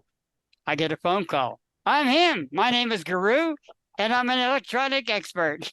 And that's how we started. Yeah, he's a great guy. He's visited us back in the day when we had visitors. He was here several times. Good guy. He's great. Yeah. And I love the SunSync website. I I was trying to be strict with it. I think it was a year and a half ago or something. I was, doing the breakfast and just like going off the website. But now, I mean, my biggest takeaway right now is just the benefits of nuts.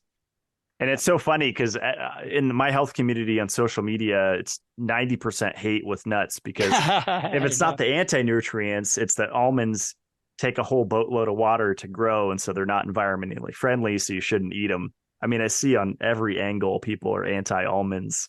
They I do feel get in. incredible on them. Yeah. Yeah. Again, we eat them in moderation. And Right. even I was looking at some of Adano's notes from the past, and he said the pecan was a better choice than the walnut, but both were good for activating the brain. And I looked, and the pecan is much lower in omega-3s, but we eat walnuts for its manganese and other things that are in it. We eat almonds, we eat pistachios, cashews when we can get it, but lately we've had trouble. And we used to have one Brazil nut in the morning, but lately they're all moldy. We have Wow. not, and I've even had friends go to San Francisco, come back with some, and they were moldy. And black walnuts we used to take, black walnut for the thyroid. It looks just like the thyroid. And those are moldy too. Wow. What do you think about nut butters, like especially nut butters and apples together or something? If you make it yourself or you know the person that's making it, we have someone at the farmer's market that makes some of the most amazing nut butters. They have like probably 50 different types, at Wow. least 30. I might be exaggerating. And they are delicious. And we know they're making them completely naturally. So yes, no, maybe if they're made correctly and they don't have toxic chemicals in them, they're really good with a nut butter.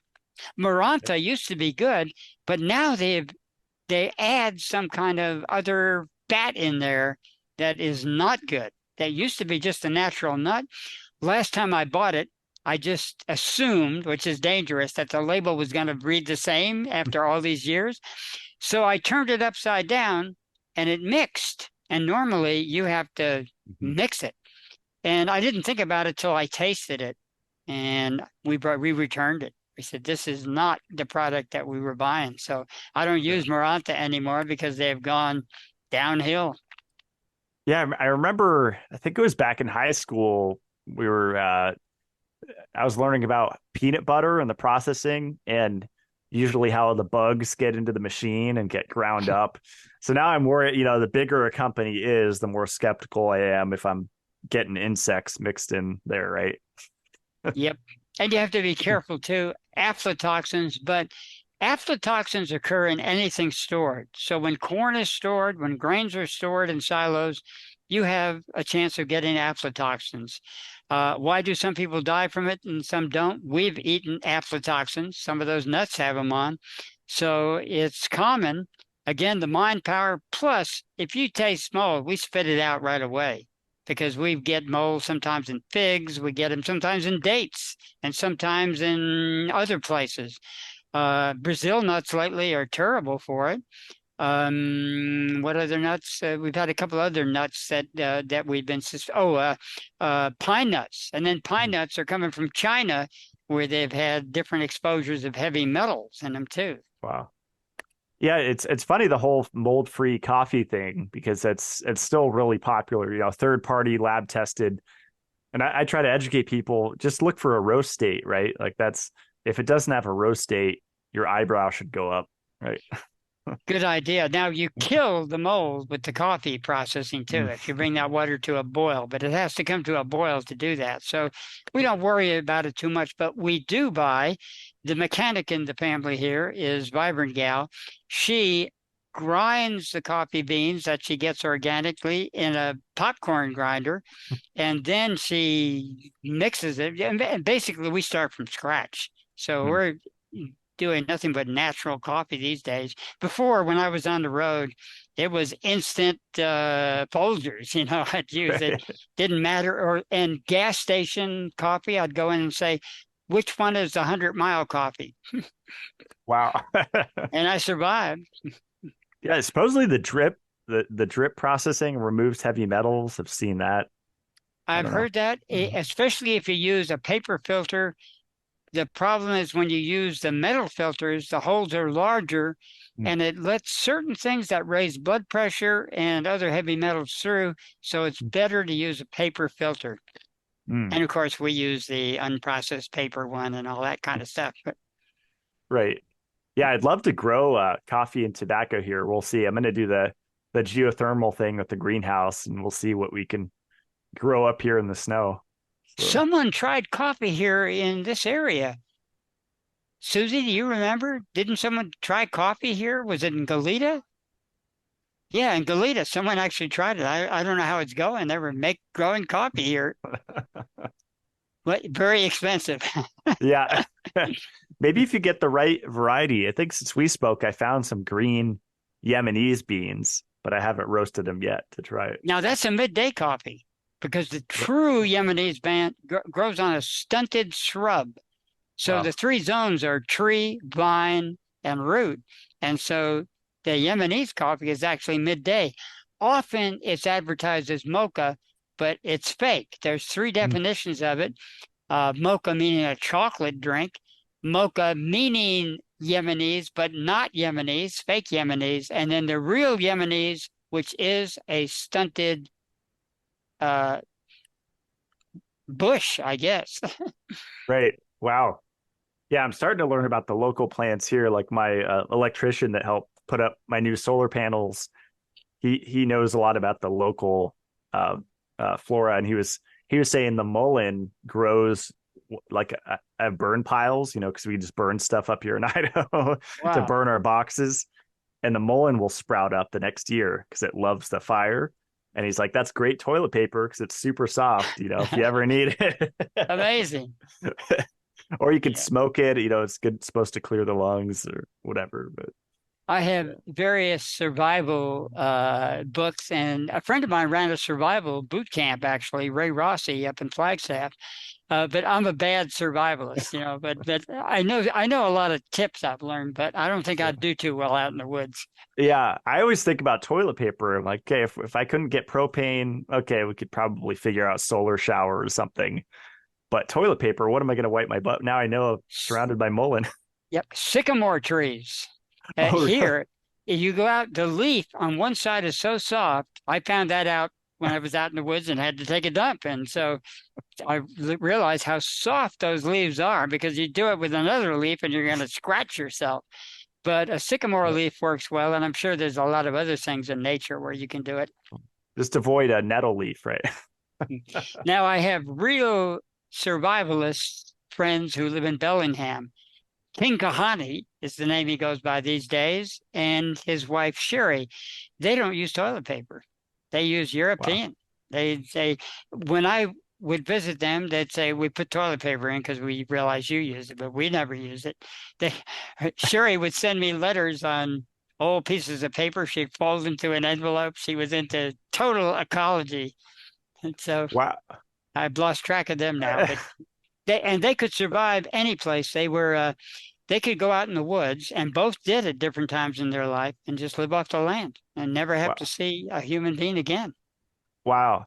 Not to go too deep into the woods, pun intended, but one of the guests I interviewed recently was saying that it was on beans and soluble fiber. She was saying that your poop should float. Your feces should be floating in the toilet if you're healthy. Do you believe that? Because I know you've studied a lot. It usually has too much air in it. I was a colonic therapist, so I have some expertise in this. Generally, your meals can differ where it sinks or floats, and in between is better. It should kind of go down slowly, but if you have a certain meal that's going to be one way, it's not to worry about. However, if everything you eat, your stool floats, I'd be suspicious. If everything you eat, it drops like a rock, I'd be suspicious. You should have a variety of those depending on the meal. When the meal doesn't determine what's happening, something's going on in between that you better figure out what it is. Right. Okay. That makes sense to me that it would kind of vary based. Yeah. That's my expertise on it. And I was a colonic therapist, and I wrote a newsletter for years called Third Eye. I think we had a whole show on that. People can go back and listen on. I bowel think we movements. did. Yeah. Awesome. Well, thanks so much, Adam. Solartiming.com, Sunsync Nutrition. Your Facebook posts are great. And yeah, thanks for coming on the show once again. Let's do it again soon. Thanks for inviting me, and I'm glad you're living the life free of California up there in Idaho. It's a beautiful place, so enjoy. Thank you. Yeah, clean air, clean water, and That you've got. a lot of trees. I've been up there about 4 or 5 times. I love it up there. Yeah, It's phenomenal. All right, thanks, Adam. Stick around as we close it out. will do.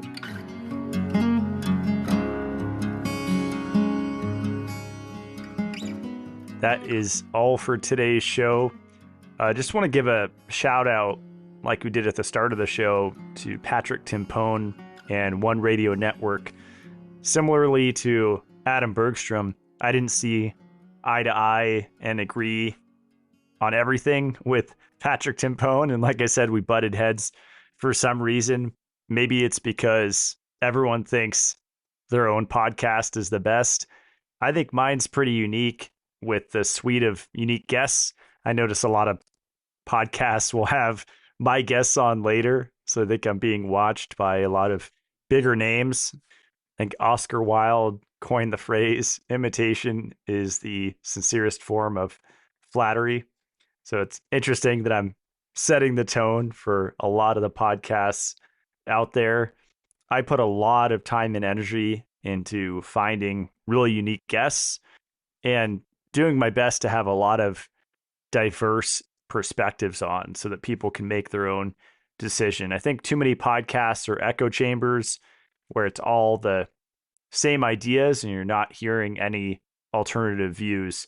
For example, my show on whole food C versus ascorbic acid, I think is one of a kind. I haven't seen any other podcast address that. In fact, 99% of podcasts that you search on vitamin C, they're all parroting this one blog post that says that whole food vitamin C is safer and more effective than ascorbic acid, even though ascorbic acid is the exact form that you get when you eat your apple or your orange or your berries. It's really humorous, and I really enjoy stirring the pot and truly ending the propaganda that is so rampant in the natural health field. We'll see these memes, whether it's on fluoride toothpaste and they're not differentiating between drinking fluoride and using it topically, or on whole food C versus ascorbic acid, or they'll say zinc, vitamin D, and iron are poisonous and they should never be ingested in isolated form. This really religious, dogmatic perspectives. We really need to hear the other side, and that's one of my goals with this podcast. But to wrap up this rant, I highly recommend going back and listening to the One Radio Network episodes with Adam Bergstrom. Those are all really good, and they go way back several years. I believe this is the 14th episode that I've recorded with Adam Bergstrom. Not nearly as many as Patrick did on One Radio Network with Adam, but I recommend listening to all of them. All of the shows on One Radio Network with Adam, all of the shows I've done with Adam. I feel really grateful to have listened to Adam's wisdom. He's truly a living library, and I'm really glad that he's still with us. It's always so refreshing to me to meet someone that is of greater chronological age, but they've retained this childlike excitement and wonder for life and learning. And Adam really embodies that. He's the least dogmatic, chronologically older person that I've met. And you don't have to agree with everything that he shares to still glean valuable, life-changing information from him. And same with me. You're probably not going to agree with everything that I share.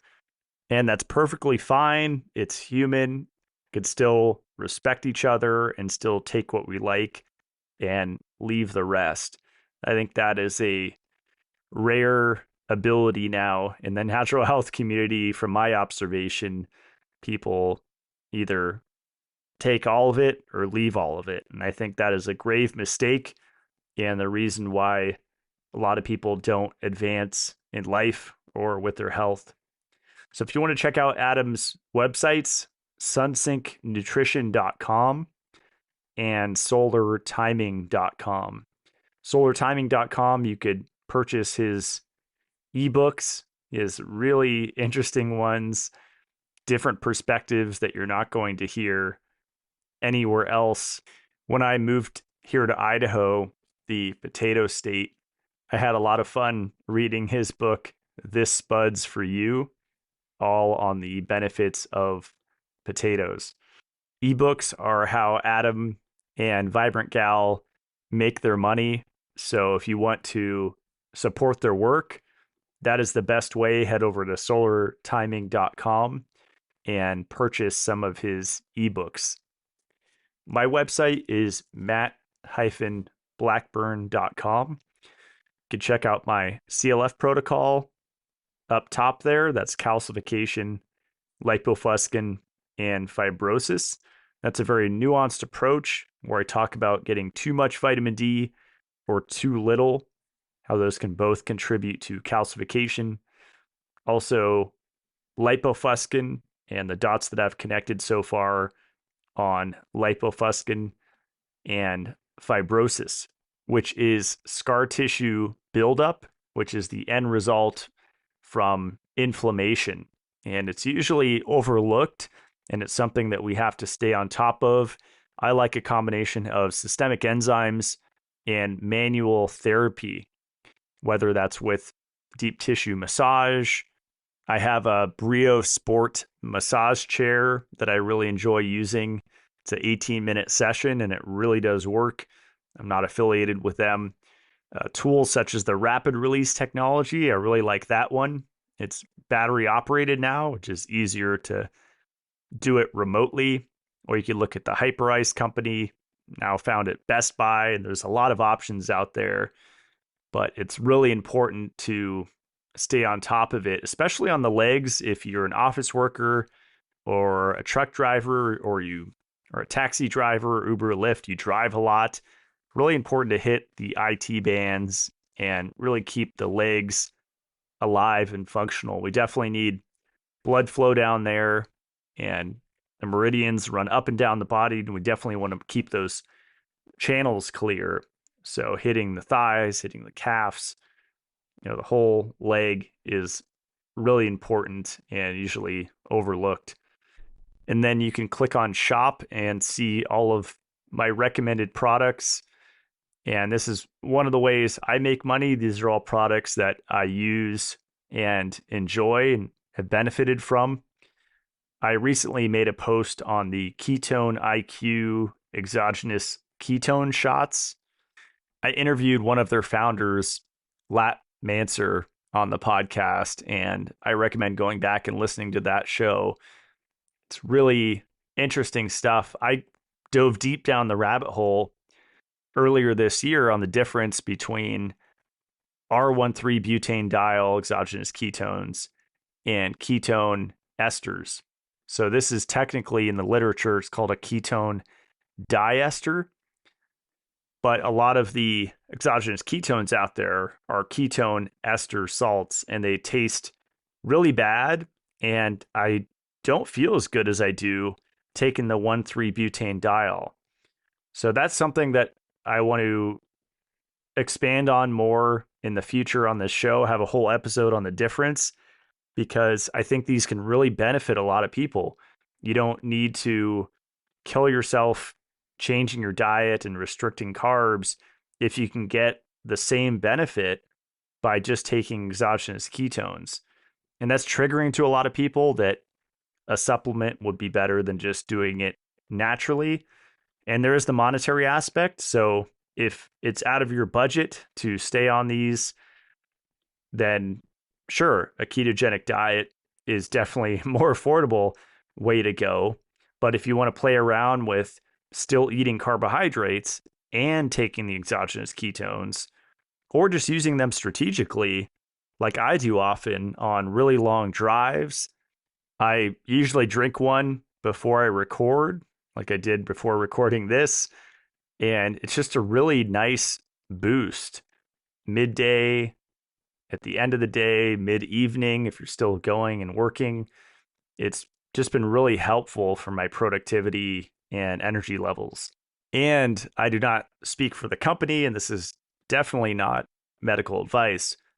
But if you have a loved one that's dealing with epilepsy, heart failure, Alzheimer's, any kind of neurological issue, Parkinson's disease, I would definitely look at R13 butanediol and the studies that have been done with exogenous ketones and those conditions. And then if it were me, I'd probably combine that with some Mitolife supplements. So that's my brand, Mitolife. You can find it at mitolife.co. And it's mitochondrial focused, but we have a lot of mitochondria in the brain. Our brain requires a lot of energy to function. And it's the mitochondria that generate the adenosine triphosphate, the energy of the cell. And our mitochondria need a lot of nutrition, vitamins, fat soluble and water soluble, needs minerals, especially ultra rare trace minerals that are not really found in our food, but it's found in compressed resin from the Siberian mountains in Russia. That's the Panacea Shilajit product that I sell. It's one of our best sellers. And that's basically where I started my supplement journey 7, 8 years ago, something like that, when I was still living with my parents and trying to break out of the matrix in every way. I started with magnesium and Shilajit and just was consistent with those. And I definitely felt a reset with my system for the first 2 decades of my life. The suboptimal food and barrage of toxins that rattled my body, the magnesium and Shilajit was such an important reset.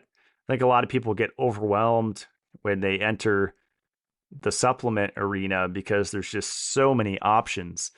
I would say just start with a few things and add on as much as you can without getting overwhelmed. And always self experiment. So take a break from something and then add it back in. And if you don't feel a difference, then maybe you can cycle that supplement less or not take it altogether. But a lot of the supplements from Mitolife, I always hear it. People say, I stopped taking it. I didn't think it was doing anything. And I started to get all these symptoms and brain fog and fatigue, and XYZ symptom came back. I got back on your supplement and it's gone again. It does help to know when to take them. Like if I'm going to be exposed to a lot of ultraviolet light in the sun, then I'm going to up my dose of ascorbic acid. That's the vitamin C with polyphenol product. I'm going to up my dose of NAD power. That's niacinamide, or it's called nicotinamide, vitamin B3 in the literature. And I'm also going to up my dose of vitamin E, the fat soluble antioxidant mixed tocopherol supplement that I sell. So that's a combination of alpha, beta, gamma, and delta tocopherol. And that's internal sunscreen. And vitamin C regenerates vitamin E. That is, ascorbic acid regenerates vitamin E once it's donated an electron. So those work together. And the B3, they put that in skincare formulas to reduce wrinkles. And you can do that internally as well as externally if you want to. You can combine them both. But a lot of people discount the internal sunscreen effect of these nutrients. And that's just one example. I'm really big into stress reduction. So for that, you'd be looking at magnesium. Zinc is a really underrated stress buffer. That's one of the first minerals to go under stress. And depending on your genetics, I personally have a ton of zinc mutations with transport and utilization. And so my zinc requirements are going to be higher. And maybe yours aren't, maybe they are, but you never know until you do a self decode or you delve deeper into your genetics or you just experiment, which is pretty safe, with high dosing zinc for a while. And I'm not talking about years, but several weeks. Take more zinc and see if you notice a difference in your symptoms, in your brain fog, in your fatigue. I know that one capsule of my zinc carnosine was doing pretty much nothing for me. And it wasn't until I upped my dose to 3, 4 capsules at once, a few times a day or several times per day, that's when I actually started to notice it. And the side benefit there is that carnosine amino acid, there's about 70 to 75 milligrams per capsule of carnosine in that supplement. So when you start taking a lot of this stuff, you're not just getting elemental zinc, you're getting this super amazing amino acid that has antioxidant properties, neuroprotective properties. It's in high concentrations in the muscle, so it helps maintain muscle function and improve exercise performance. It's anti-glycation, so it reduces the formation of advanced glycation end products, helps with wound healing, cardiovascular health, so many things. It's a really powerful amino acid. It's my favorite form of zinc. That's why I came out with it. And then to end this rant, because I could go on forever, I would put vitamin C in there as well, because the ascorbic acid is burned under stress. Animals produce their own ascorbic acid under stress. Most animals do, except for humans, guinea pigs, and some other animals. But the goats I used to have, they made their own ascorbic acid. They didn't make whole food vitamin C in their body. They made ascorbic acid. And that was a stress reduction. And the amount was up to 15 grams per day, the mammalian synthesis of ascorbic acid. So we're definitely underdosing vitamin C, especially with the RDA being below 100 milligrams. That's really ridiculous, and it's a crime against humanity as far as I'm concerned. We need to be in the grams range of vitamin C intake, not milligrams. And of course, we have all the scare of kidney stones, which I addressed in my vitamin C solo podcast. And there's always fear stuff that comes up when something's really effective. And I'm not saying some people won't get kidney stones. There's always genetics at play, and every supplement is not for every person. So going back to say, genetics, experimentation, really important to find out what works for you. But the last one I'd throw in there for stress, encephalon, that's one of our newest supplements. That's phosphatidylserine, ginkgo biloba, both of which reduce cortisol. I take 4 of these a day. And then there's a really unique microalgae extract in there called Phyodactylum tricornidum. And that contains something called fucoxanthin, which is a marine carotenoid that passes through the blood-brain barrier, if you believe that exists, and it protects the brain from oxidative stress. It's been shown to be anti-obesity. There's been 7 preclinical trials on it showing that it increases short and long-term memory, the speed of decision making. It protects from lipid peroxidation, which is linked with memory impairment and aging of the brain. I gave it to one of my doctor friends here in Idaho, and he said he had to sit down after taking it. He's taken phosphatidylserine, he's taken ginkgo biloba, but he's never taken that microalgae extract. And he said it must have been that, because he had to sit in his chair and it was a quasi mind altering psychedelic experience for him. I don't want to scare you away from it because it wasn't that intense for me, but for some people it might be. It might be a tremendous boost to their brain function, and that will potentially make you feel a little altered. So obviously start slow. That's with any supplement. You could start with 1 capsule or 2 capsules, whatever you're comfortable with. As I said, I take 4 at once, and I feel like that's the right dose for me. So I have to get back to homesteading. I'm going to stop ranting. Check out the Mitolife Academy on YouTube. Put up 2 private videos every month and a live Q&A the last day of every month. I recently flew out the whole Mitolife team to the off-grid cabin here, and we spent almost a week together.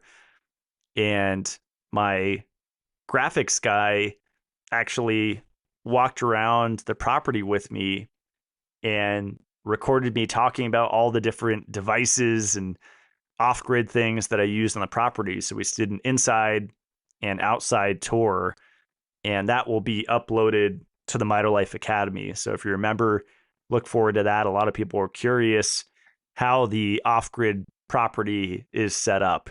And I've gone through so much blood, sweat, and tear just learning the hard way, working with the wrong people, spending so much time and money, just like in the supplement and device fields with the off-grid stuff. So hopefully some of the information I share there can shortcut you guys if you're interested in that lifestyle, and it could save you a ton of time and money and energy setting it up right from the very beginning. So that is all. I will see you guys on next Friday's show. It'll be a solo show, most likely. Stay supercharged.